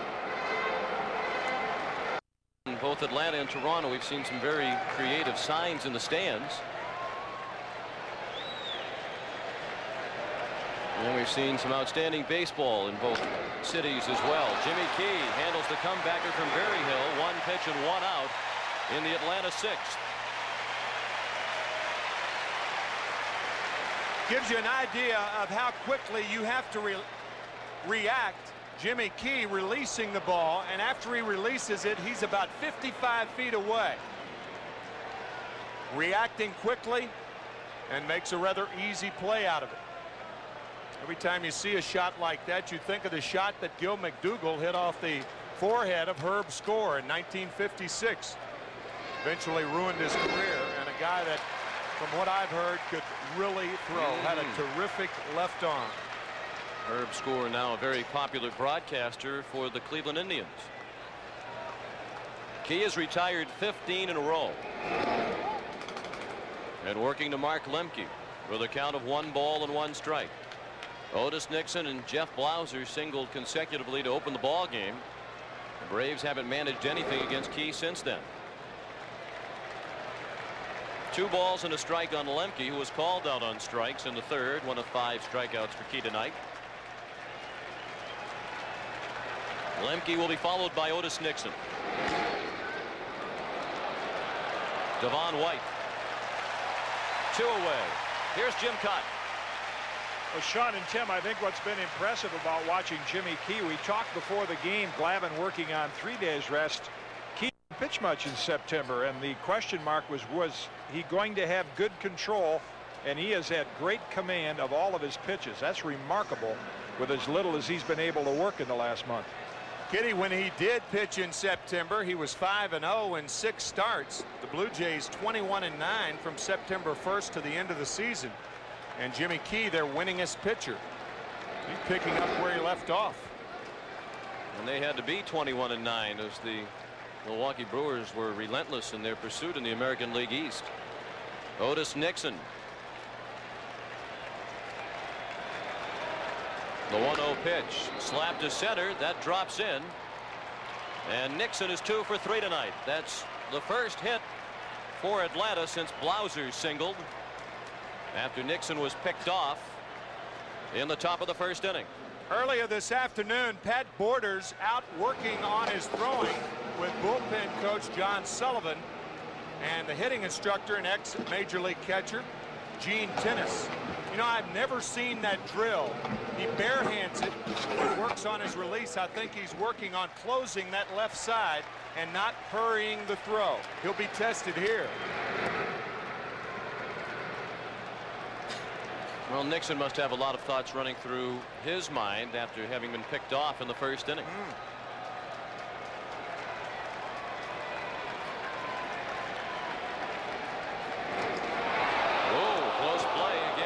Froze for a moment as Key lifted the leg. And Pat Corrales steps in with some words of wisdom for Otis Nixon. See, if that right foot of Jimmy Key goes behind the left leg, he is committed to go home. That was a borderline throw to first base. That right foot was even with the left leg. If it passes the left leg, he's got to go home. If not, he can go to first base. That's one of the keys to look off of Keys. One of Keys' keys.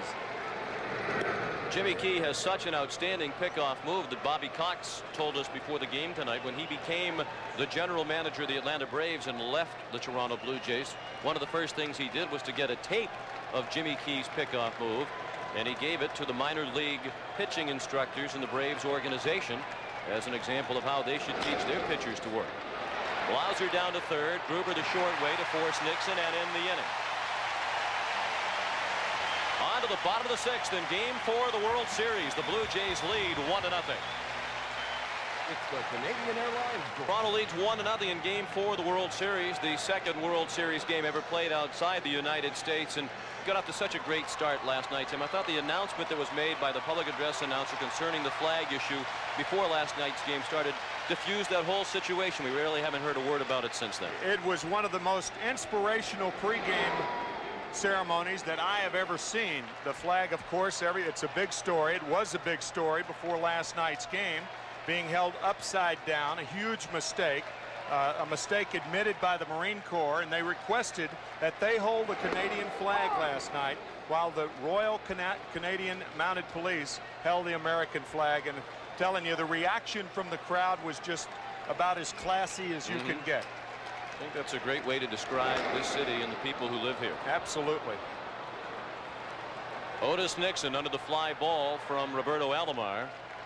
1 out in the bottom of the 6th. The Blue Jays batting against Tom Glavine with a 1-0 lead. The only run in this ball game came in the bottom of the 3rd on a home run starting that inning by Pat Borders.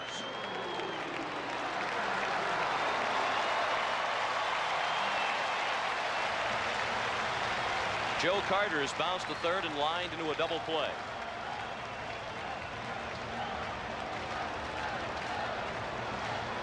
Glavine working on his best string of the night now. He has set down 6 in a row. And Carter looks at ball 1 outside. He'll be followed by Dave Winfield.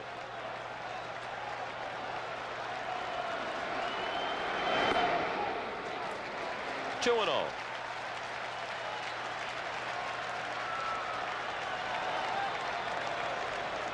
As Tim mentioned, in game 1, Tom Glavine was drafted by the Los Angeles Kings of the National Hockey League in the 4th round of the NHL draft. While he was in high school in Massachusetts, he elected to pursue a baseball career. And you can tell the interest in the World Series when the Toronto Maple Leafs last night played a game less than an hour away in Hamilton, Ontario, a regular season game against the Ottawa Senators, and only sold about 6,000 tickets. They ordinarily sell out every game. Joe Carter is aboard on a walk. Just the second, make that the 3rd thrown by Tom Glavine. That'll bring up Dave Winfield, who drew one of the 2 other walks thrown by Glavine. That came in the 4th inning. Pendleton and Berryhill at the mound. Again, we cannot see into the bullpen from our vantage point to ascertain whether or not there is bullpen action. The managers can't see into the bullpens here either, but they do have the benefit of TV screens located in each dugout. There it is beyond Cito Gaston, and he can punch up either bullpen and see how his men are faring in his bullpen or who is warming up in the opposing team's bullpen. That's their way of monitoring what goes on down there. Excellent choice of words. 1 ball on Winfield. They didn't miss a trick when they put this place together. They really didn't. Carter at first, 1 out, bottom of the 6th, 1-0 Blue Jays. Toronto out hitting Atlanta 4-3. It's been an error-free ball game to this point. Tell you who else didn't miss a trick. John Schuerholz of the Atlanta Braves putting this team together, nor Pat Gillick of the Toronto Blue Jays, the 2 general managers respectively of the Atlanta Braves and Toronto Blue Jays.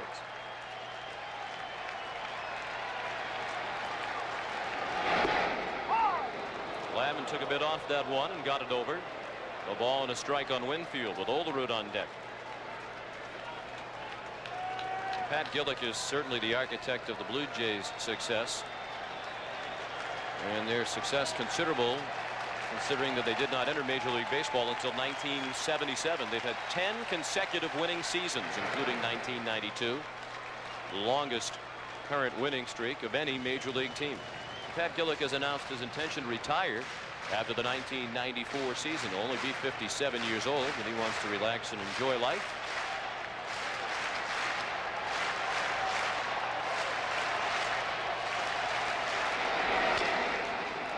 Chop to third. Pendleton gets Carter. Lemke couldn't get Winfield.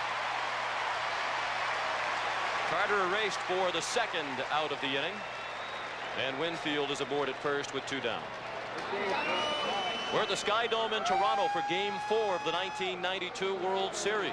Toronto leads 2-1, and the Blue Jays lead Game 4 1-0 with 2 outs and a runner aboard in the 6th inning. The only run in this game on Pat Porter's leadoff home run in the bottom of the 3rd off Tom Glavine. Now John Olerud, who struck out swinging in the 2nd and then picked up his first hit of the World Series with a single in the 4th.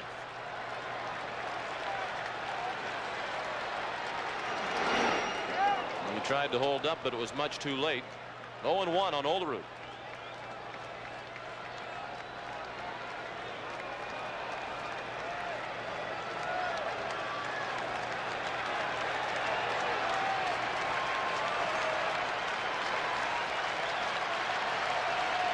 Glavine the first.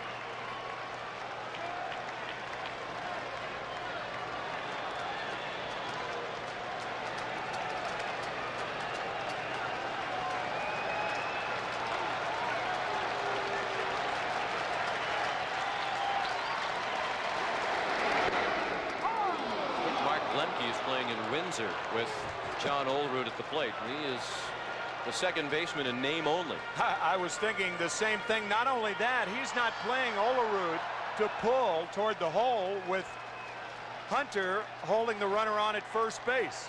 He's playing more towards second base. Pretty good idea that Glavine will pitch Olerud away. He does, and it's a ball, 1-2. The middle infielders in particular, well, they can see the signs that a catcher is flashing, so you'll see them move according to the pitch. If it's an off-speed pitch, they'll play a hitter more to pull. If it's a fastball away, they'll play him more the other way. This is a changeup here. And bounce through the middle. Winfield around second. He'll continue toward third and get there as Nixon throws to second. So John Olerud is 2 for 3 tonight. And the Blue Jays threaten with 2 down in the 6th inning. Runners at first and third. Here is the changeup, and it hits the mid of Damon Berryhill, but you see how Olerud waits so very well. Branch Rickey used to say, a quiet bat and a good ball. 6 words. A quiet bat and a good ball, and this guy has a quiet bat and swings at good pitches. Branch Rickey would love John Olerud. Cito Gaston says when Olerud comes back to the bench, if he says a pitch was a ball, it was a ball, even if it was called a strike by the home plate umpire. He has a tremendous eye. Candy Maldonado is bounced to short and fly to left. 1-0 Toronto. They have a chance to build on that lead here in the bottom of the 6th inning. Glavine staying away, and he missed away. 1-0 on Maldonado.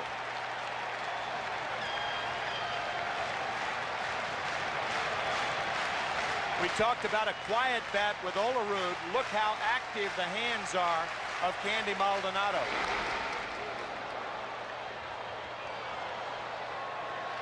Most hitters have movement in the hands. They do that to trigger their swing. Olerud, very, very unusual. His hands are so still when he approaches the ball, but not Candy Maldonado.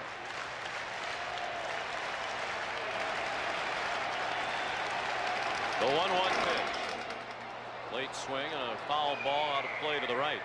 Maldonado now 0 for 5 against Glavine in this World Series, and he's 2 for 16 lifetime against the Atlanta Southpaw.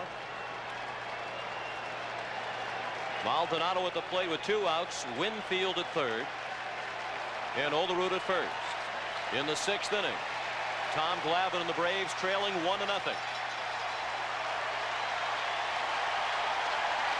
The 1-2 pitch. Fouled away.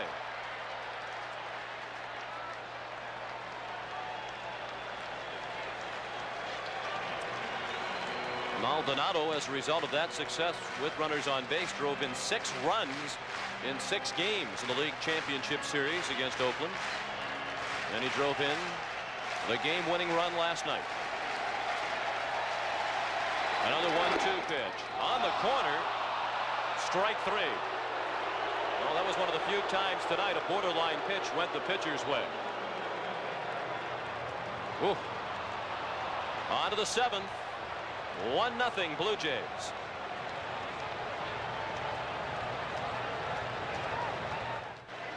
Seventh inning with Toronto leading 1-0 in Game 4 of the World Series. Jimmy Key's fastball missed to Terry Pendleton. John, you're right. This ball was outside, and Tommy Glavine and the Braves get a break that they will gladly accept. First time that home plate umpire Dan Morrison has wandered out of that strike zone and called a pitch a strike. And to his credit, he's been pretty consistent all night long, and that's really all the pitchers the hitters ask for, as long as you're consistent. But that time Maldonado called out on a pitch that was not a strike. Pendleton to left field, and Maldonado has room.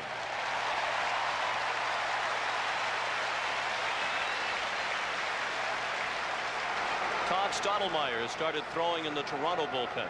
Jimmy Key is cruising right along. He's only allowed 3 hits. The Braves have only had 3 base runners through 6 1/3 tonight.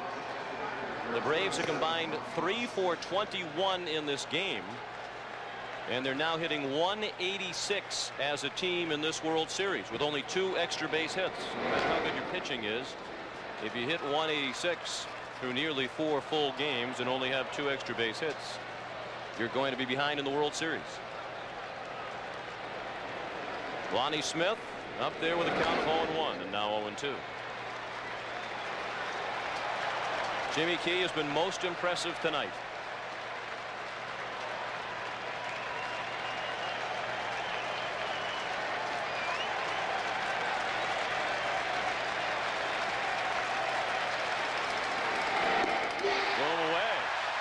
Say that often about Jimmy Key, but he got the fastball by Lonnie Smith.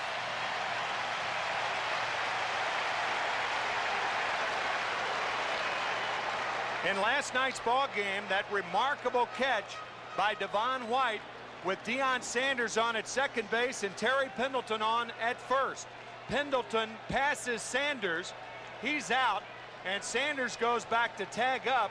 The throw to John Olerud over to Kelly Gruber.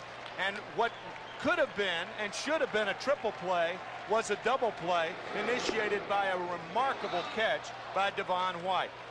Some people even comparing it to Mays' catch in 1954. And Devon White, scary thing is he says, I've made better catches than that. There's Deion Sanders, who's not in the lineup tonight for Atlanta. Justice again sends it in the direction of Devon White. This one a much more routine play. Jimmy Key works another 1-2-3 inning. It's stretch time, but they're coming to their feet anyway for Jimmy Key. Game 4 in 1969. There's a ball hit to the outfield. Robinson playing his face. Winona makes the dive. He's got it. Here comes Robinson in to the plate. Scores. Tie ball game. Diving one-handed catch by Ron Swoboda of that Brooks Robinson liner of the 9th inning.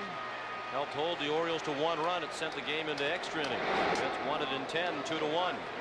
Went on to win the series over Baltimore. Kelly Gruber with a swing and a miss for strike 1. He's 0 for 2 tonight. Last time up, he bounced into a 6-4-3 double play. Glavine has been walking the tightrope in just about every inning. He's only worked 2 1, 2, 3 innings through the first 6. Blue Jays have stranded runners in scoring position 4 of the 6 innings. So they have had chances to blow this game open with 2 out base hits. 1 and 2 now on Gruber. It's the bottom third of the order. Gruber, Borders, and Lee against Glavine.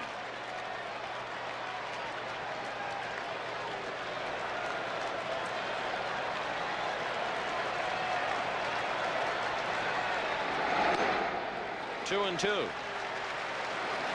Bobby Cox a moment ago managed to chuckle despite the situation.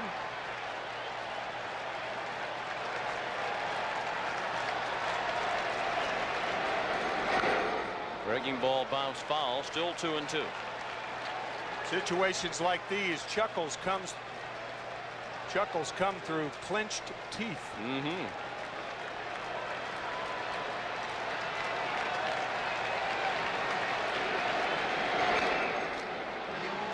Kelly Gruber with some help last night from an old friend, Willie Upshaw, the former Blue Jay, who is serving as a minor league hitting instructor in the Toronto organization. Kelly said he got a couple of pointers from Upshaw before the game last night, helped him relax at the plate, and he thought it contributed to his home run. Gruber has battled all the way to a count of 3 and 2 for Cito Gaston. The payoff pitch to the leadoff batter is ball 4. The 4th walk thrown by Glavine. Tommy has only struck out 1 tonight, and that was rather 2 tonight. And one of those was on the borderline pitch last inning to Maldonado. Gruber with decent speed. He's been slowed this season by injury. And Borders at the plate. He has accounted for the only run in this game with a leadoff home run in the 3rd.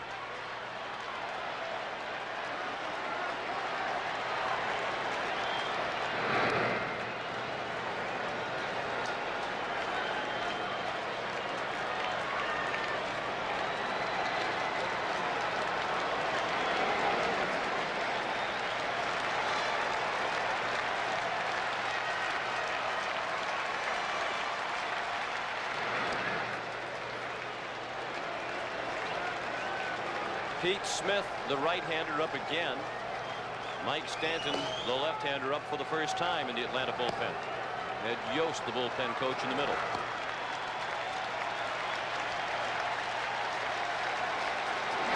Borders punts toward first, a foul ball.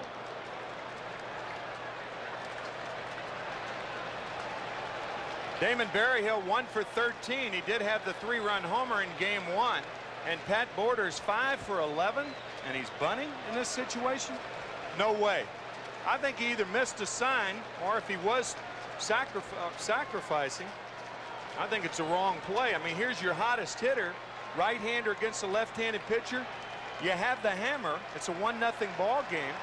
I think you go for the throat in this situation. You don't play add-on baseball. And you have the number 9 hitter on deck in the ice-cold Manuel Lee, who's just 1 for 11 in the series with a 0 for 2 tonight. Devon White is in the hold, and he is 2 for 3 tonight. But coming into this game, he was ice-cold.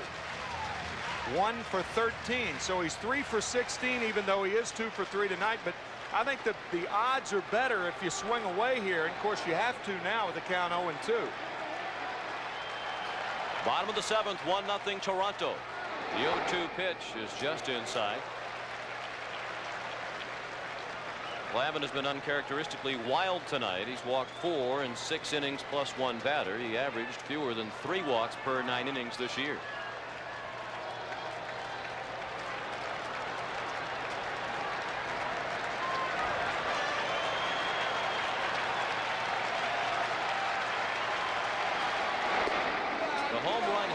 Borders back in the 3rd was his first in 1992 off a left-handed pitcher. He hit 13 during the regular season, but amazingly all of them were against right-handers.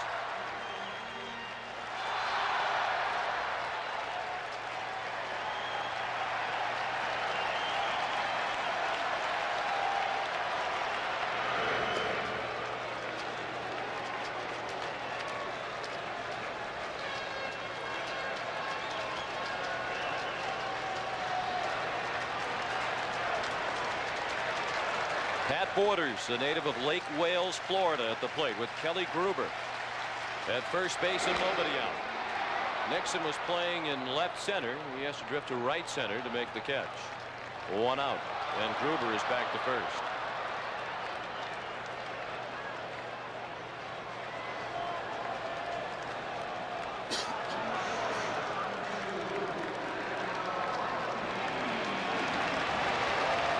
Now Manuel Lee. He's 0 for 2. Has bounced to second and to third. One thing Manuel Lee did this year, he cut down on his strikeouts. Last year he became the only player in Major League history to have over 100 strikeouts with no home runs. That's not a good combination. No. It means your on-base percentage is way down. But he did have a much better year this year than he did last year with the bat. Struck out only 73 times and hit 3 homers and hit for a respectable average of 263.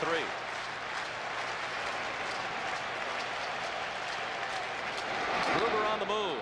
Lee taps it back to the mound. Glavine has to go to first. Gruber went sliding in the second base. Well, now his uniform matches his helmet.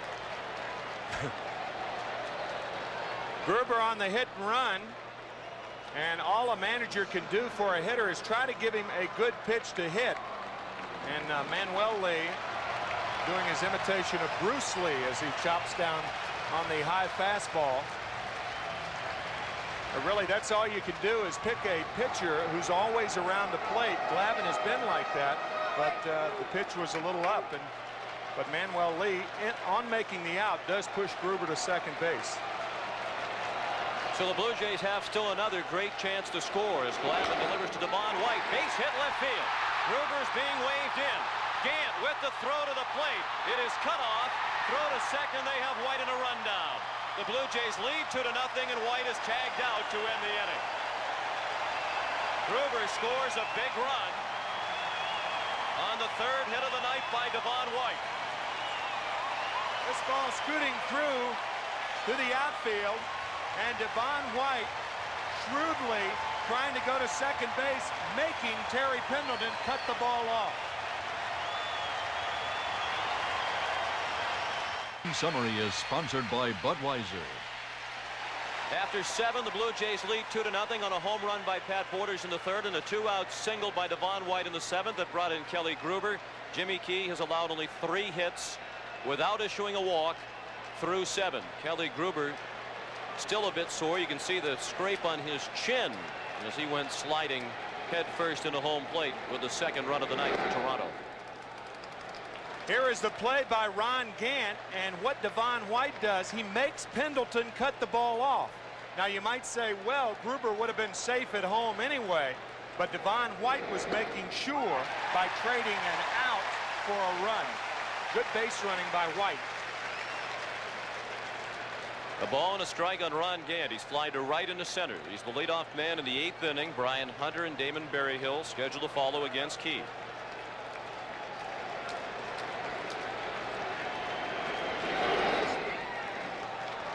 And should Key falter, Toronto is to the part of the ball game where its bullpen specializes. Dwayne Ward, ordinarily the setup man for Tom Henke, and he's warming up with David Wells in the bullpen. Gant got a piece of it. 2-2 the count.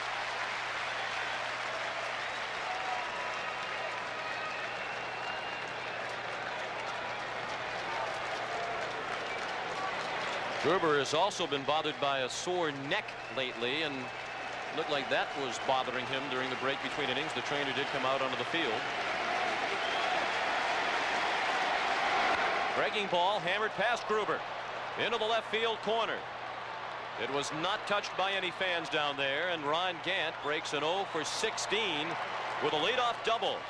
The first extra base hit of the night for Atlanta, and just the 3rd for the Braves in the World Series.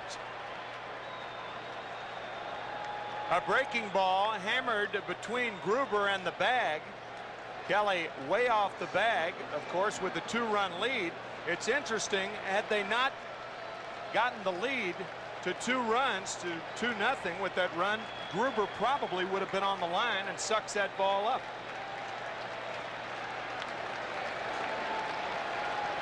Our report from the field is that Kelly Gruber just had the wind knocked out of him, nothing more than that.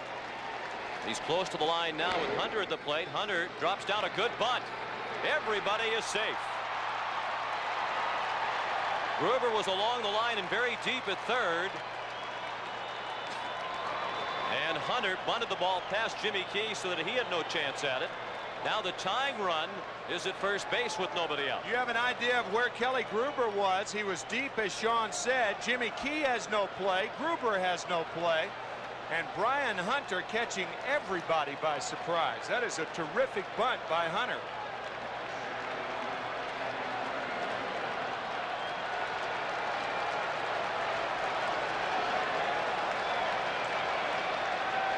Jimmy Williams threw a slew of signs for Berryhill and the 2 runners. Berryhill was struck out and bounced back to the mound.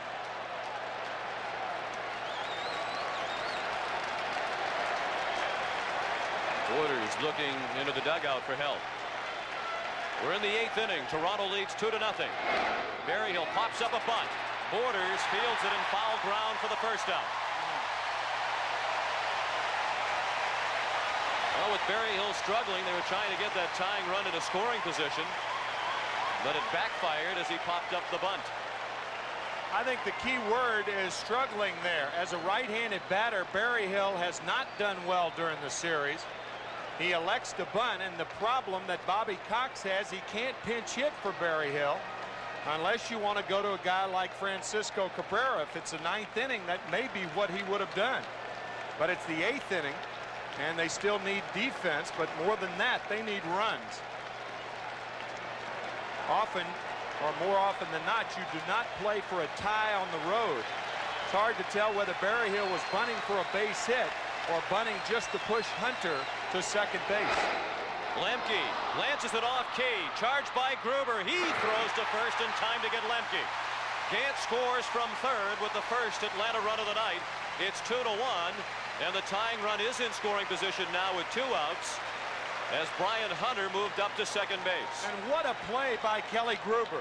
Great reactions. Watch the ball hammered off Key's right foot, it appeared. Yep, right off the right arm.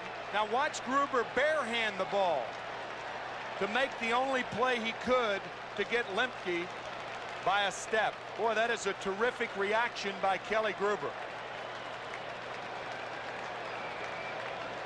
As we mentioned last night, Cito Gaston thinks he might be the best defensive third baseman in all of Major League Baseball. He's played well in the field all year despite his season-long hitting problems. This will mark the end of the outing for Jimmy Key. The call has already been sent out for Dwayne Ward. Key, a longtime Blue Jay and one of their most popular players, and already they're on their feet for Jimmy Key as he gets ready to depart. We'll be back in just a moment. Tape moments ago, Jimmy Key departing to a roaring ovation here at the Sky Dome. He's been a member of the Blue Jays since 1984. Bypassed as a starter in the League Championship Series. Given a start here in the World Series when Cito Gaston decided to forego a three-man rotation. Boy, did he make that look like a smart move. And his favorite big league manager ever, Bobby Cox, now the manager of the Braves. Dwayne Ward in there. He has won the 2 games that the Blue Jays have won in this series. The last 2 games, Ward has been the winning pitcher. Greeted by Otis Nixon. The first pitch, a fastball for a strike, with Nixon up there batting left-handed. And with a tying run at second base, the outfield is very shallow. It's going to be very tough for Brian Hunter to score on a ball hit sharply at an outfielder. So if you're the runner at second, you have to cheat somewhere. So you have to get a better lead than you normally would. 2-1 Toronto in the 8th inning. The Braves have scored their first run of the night here in the 8th to knock Jimmy Key out. 1-1 the count on Nixon, who is 2 for 3 tonight. He came into the ball game 1 for 12 in the World Series. Dwayne Ward, a former Atlanta Brave.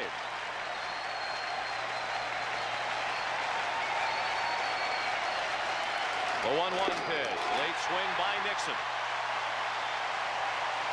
Brian Hunter, the runner at second with 2 down.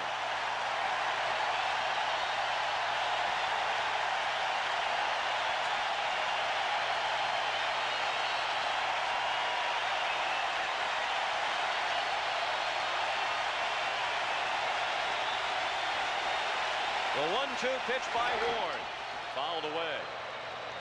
In winning the last 2 games, Dwayne Ward, the first pitcher since Raleigh Eastwick in 1975 to win consecutive World Series games. Eastwick did it for the Cincinnati Reds against the Red Sox.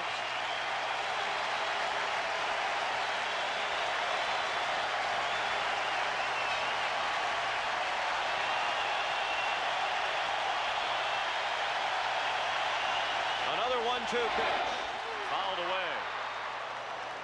Took a moment for many in the house to realize that Nixon got a piece of that ball. And Brian Hunter, when Nixon made contact with the ball, Hunter was more than halfway to third base. With 2 outs and 2 strikes, the runner at second base on contact just takes off.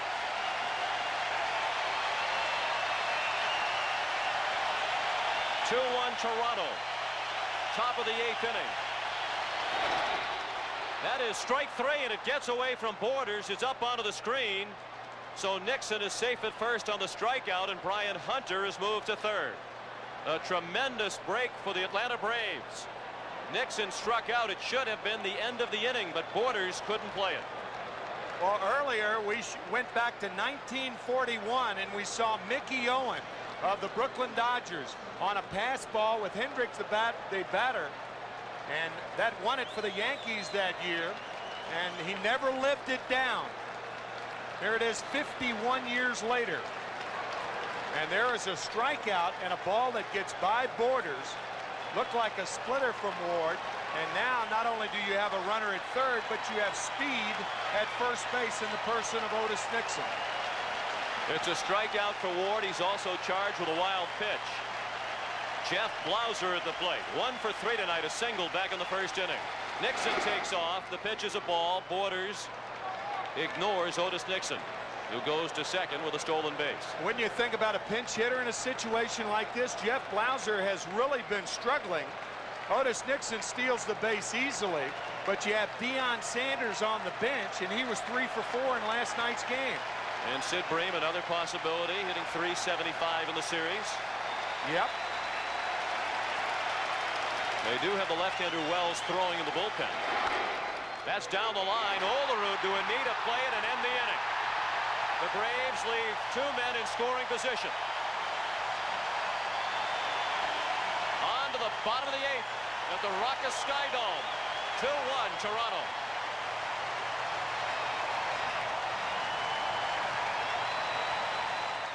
Well, as the Atlanta Braves have lost back-to-back heartbreakers in games 2 and 3, Bobby Cox has come under a lot of criticism and second-guessing, and he's going to have to answer that question you raised after this one, Tim, about the lack of a pinch hitter for Jeff Blauser. Against one of the toughest right-handed pitchers in the American League, Dwayne Ward. Roberto Alomar begins the Toronto 8th. Blue Jays leading 2-1. Alomar, Carter, and Winfield coming up against Glavine, who's gone all the way. You might say that, well, if you send up Sid Bream or Deion Sanders, then you're going to have David Wells in the game.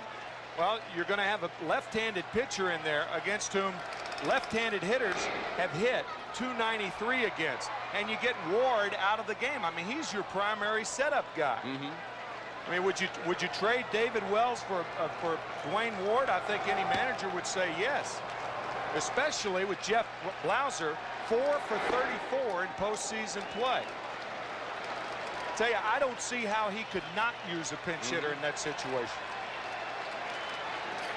Deion Sanders still on the bench. Bream bypassed as well. They would have been the most logical pinch hitting candidates. Alomar threw the bat at the ball. He lifts a lazy fly to right. 1 out in the 8th inning. At the conclusion of tonight's game, Tim and I will select the Chevrolet Most Valuable Player of the game. Chevrolet will donate $1,000 in the player's name to the Special Olympics.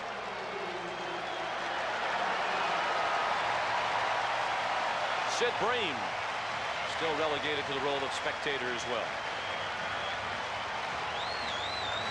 I think you'd go after a guy like Sanders with the tying run on third base, because Sanders can beat out an infield hit. That's another advantage you have with a guy who can run like Deion Sanders. You have the tying run on third base. I think you give yourself every opportunity. Of course, Sanders hadn't faced a left-handed pitcher in a long time.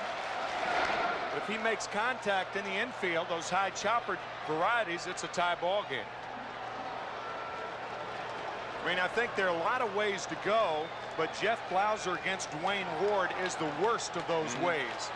Particularly with Blauser 4 for his last 34. Yeah. Swing and a miss by Carter. 1-2 on the Toronto right fielder. He's batting with 1 out in the 8th. The Blue Jays lead 2-1 as they try to take a 3-1 lead in the World Series. Wayne Ward got them out of the problem in the 8th. Carter lines one to short. Blauser caught it.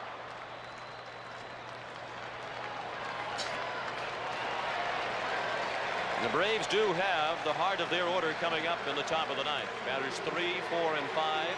Terry Pendleton, Lonnie Smith, and David Justice. Here's Dave Winfield 0 for 2 with a walk.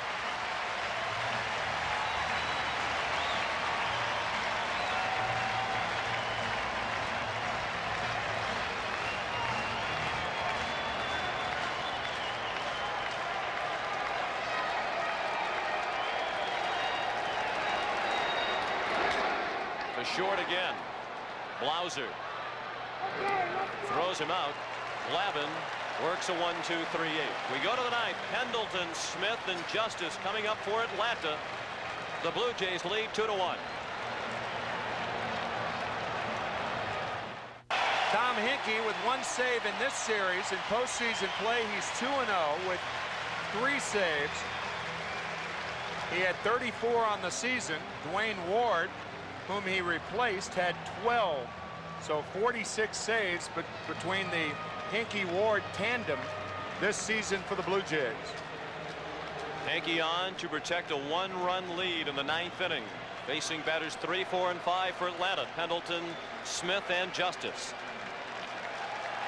Terry Pendleton 0 for 3 tonight. He's 3 for 15 in the World Series. The Blue Jays are guarding each line.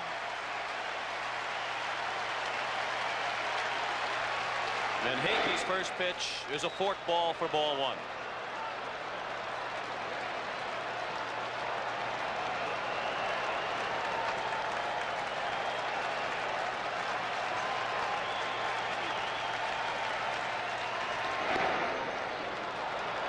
Terry Pendleton seeking some revenge. You may remember Sunday night's game after Deion Sanders and that terrific at bat had walked. Terry Pendleton made the last out against Tom Hinkie with the tying run on second base. Pendleton taking all the way on 2-0. It's 2-1.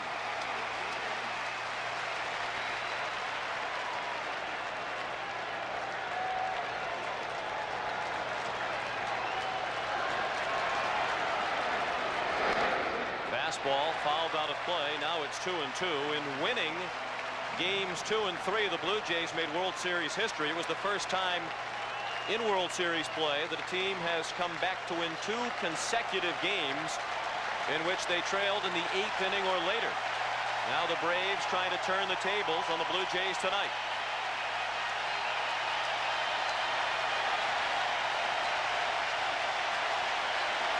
The 2-2 pitch. He struck him out.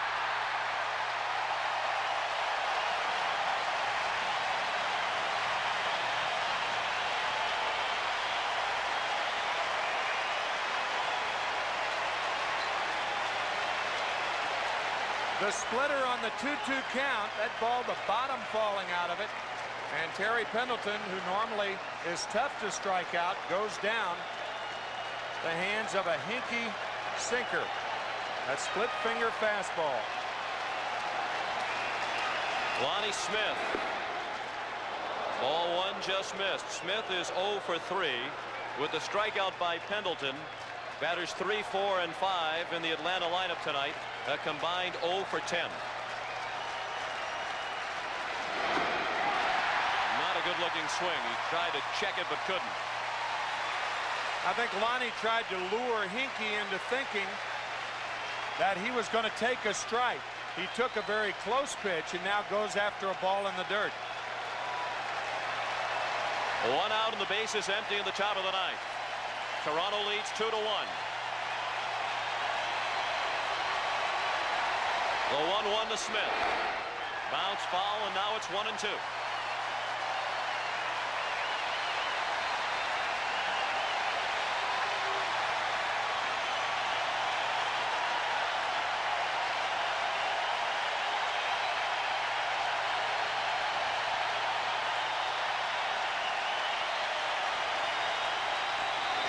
The 1-2 pitch. Bounce back to the mound. Hinkie stumbled a bit, but threw him out.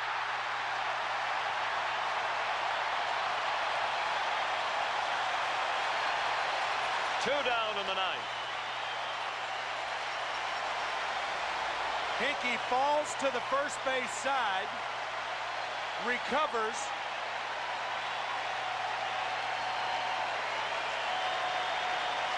and throws out Smith. And the slide did not help to speed Lonnie Smith up on his trip toward first base. The Braves down to their final out in game 4. David Justice is 0 for 3. Ball 1 low and away. They do have the shift on this time for Justice. And the outfield very, very deep to protect against the double. Joe Carter in right field near the track. Justice with a high fly ball, not very deep. Maldonado is there. The Blue Jays win, and they lead the World Series 3 games to 1.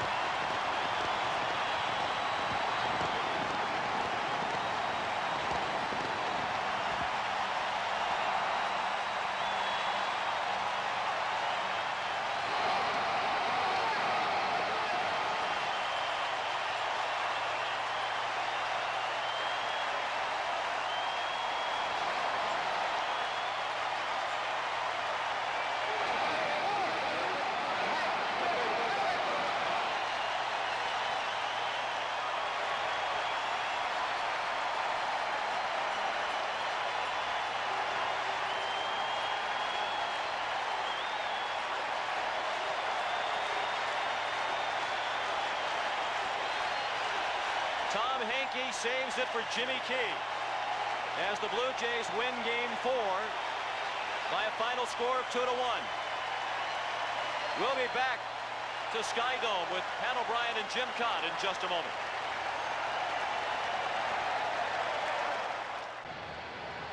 Pat O'Brien back at Sky Dome, where they are getting used to celebrating. Toronto is now 1 game away from winning the 1992 World Series, and obviously the first World Series for a Canadian team and for this franchise, which has been frustrated for so very, very long. Let's go down on the field now to Jim Cott. Jim? All right, thanks a lot, Pat. A couple of heroes in tonight's game, and one will join us later, Jimmy Key, the winning pitcher. But Pat Borders, a phenomenal offseason hitting, or rather postseason, and also an outstanding job of catching. First, let's talk hitting. You look like your swing is a little shorter and more compact, is it? Yeah, I haven't been trying to hit the long ball. I'm just trying to get a couple hits so maybe we can score some runs. And you know, this one here happened to be a changeup up in the zone, and didn't get real good wood on it, but it's kind of scraped the back of the wall getting out of here. Larry Heisel, your hitting coach, says you are more selective now, and that seems to be a bit of improvement also. I think that's due to I'm just trying to hit the ball instead of trying to hit home runs and do a little power hitting. I'm just trying to hit the ball up the middle and stay on it, and it's giving me a better look at the ball. Talk about Jimmy Key's performance after not pitching much or at all really in postseason as a starter. He was sharp as if he'd been out there every 4 or 5 days. Well, the last 5-6 starts he's had, he's thrown the ball real well. He's had great control, and today he had that same great control. He threw one game in Oakland, at Oakland, during the playoffs there, and he threw the ball with great control there. When he's got his control, he's a real tough pitcher. He's similar to Lavin. All right, let's talk about your big moment, and we're going to get a look at it right here, the home run. You said this was a changeup? Yeah, it was a changeup in the middle of the plate. I didn't know if I got enough of, but like I said, it scraped the back of the wall. All right, Pat, congratulations on a great night. Another one of tonight's heroes, Devon White, not only tonight, but last night. And Devon, first of all, the feeling after getting the RBI that knocked in run number 2. Well, it's a great feeling. You know, we needed that insurance run, and it proved to be a good one. Last night, I think your play turned the series around, that catch, and yet you said that might not have been one of your best catches. Well, you know, in the World Series, it's got to be my best catch, but I've been making plays like that throughout my career, but that one is just pretty much magnifying. Well, it's a special when it helped the Blue Jays. Let's go back to Pat O'Brien. Is noted that another catcher is the hero of this ball game, and aptly named with Canada and the United States, Pat Borders. We'll be back in a moment from Sky Dome. The celebration continues.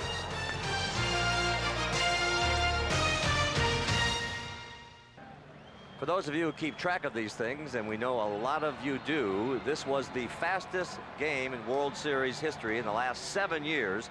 2 hours and 21 minutes, and at that rate, maybe even Sean O'Brien saw the game tonight. The Blue Jays win 2-1. The Chevrolet player of the game is Jimmy Key of the Toronto Blue Jays. Chevrolet will donate $1,000 in his behalf, American, to the Special Olympics. Let's go down to Kitty Cott.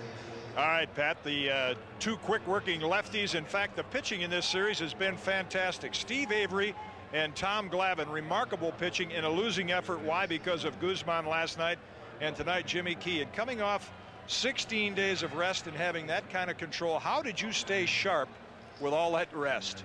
Well, I just tried when I was through on the side during the playoffs and during this World Series. I tried to really be focused in what I was doing, and because I knew I possibly would get a chance, and I wanted to be on my best, and it paid off tonight. I had the ball where I wanted to after the first inning. I got very fortunate in the first inning. I felt they hit a couple balls hard. We caught them, and then after that, I started getting the balls in the zones I wanted them, and when I do that, I usually pitch very well, and things rolled around pretty smoothly for me. Great reception coming off here from this crowd. You've been a favorite here a long time. That feeling walking off the mound. It's probably the best feeling I've ever had here. You know, I pitched in the All-Star game here last year, but to pitch like this in a World Series in front of the home crowd, it's been a great career for me here, and we'll see if I'm back next year, but I really enjoyed tonight. I had a lot of fun with it. Jimmy Key, tonight's winning pitcher. Let's go back to Pat O'Brien. All right, Kitty, and speaking of pitchers, of course, it's not over until it's over, the old cliche, but the Braves must now beat Jack Morris, David Cone, and Juan Guzman to win this thing. We'll be back in a moment. Stay with us.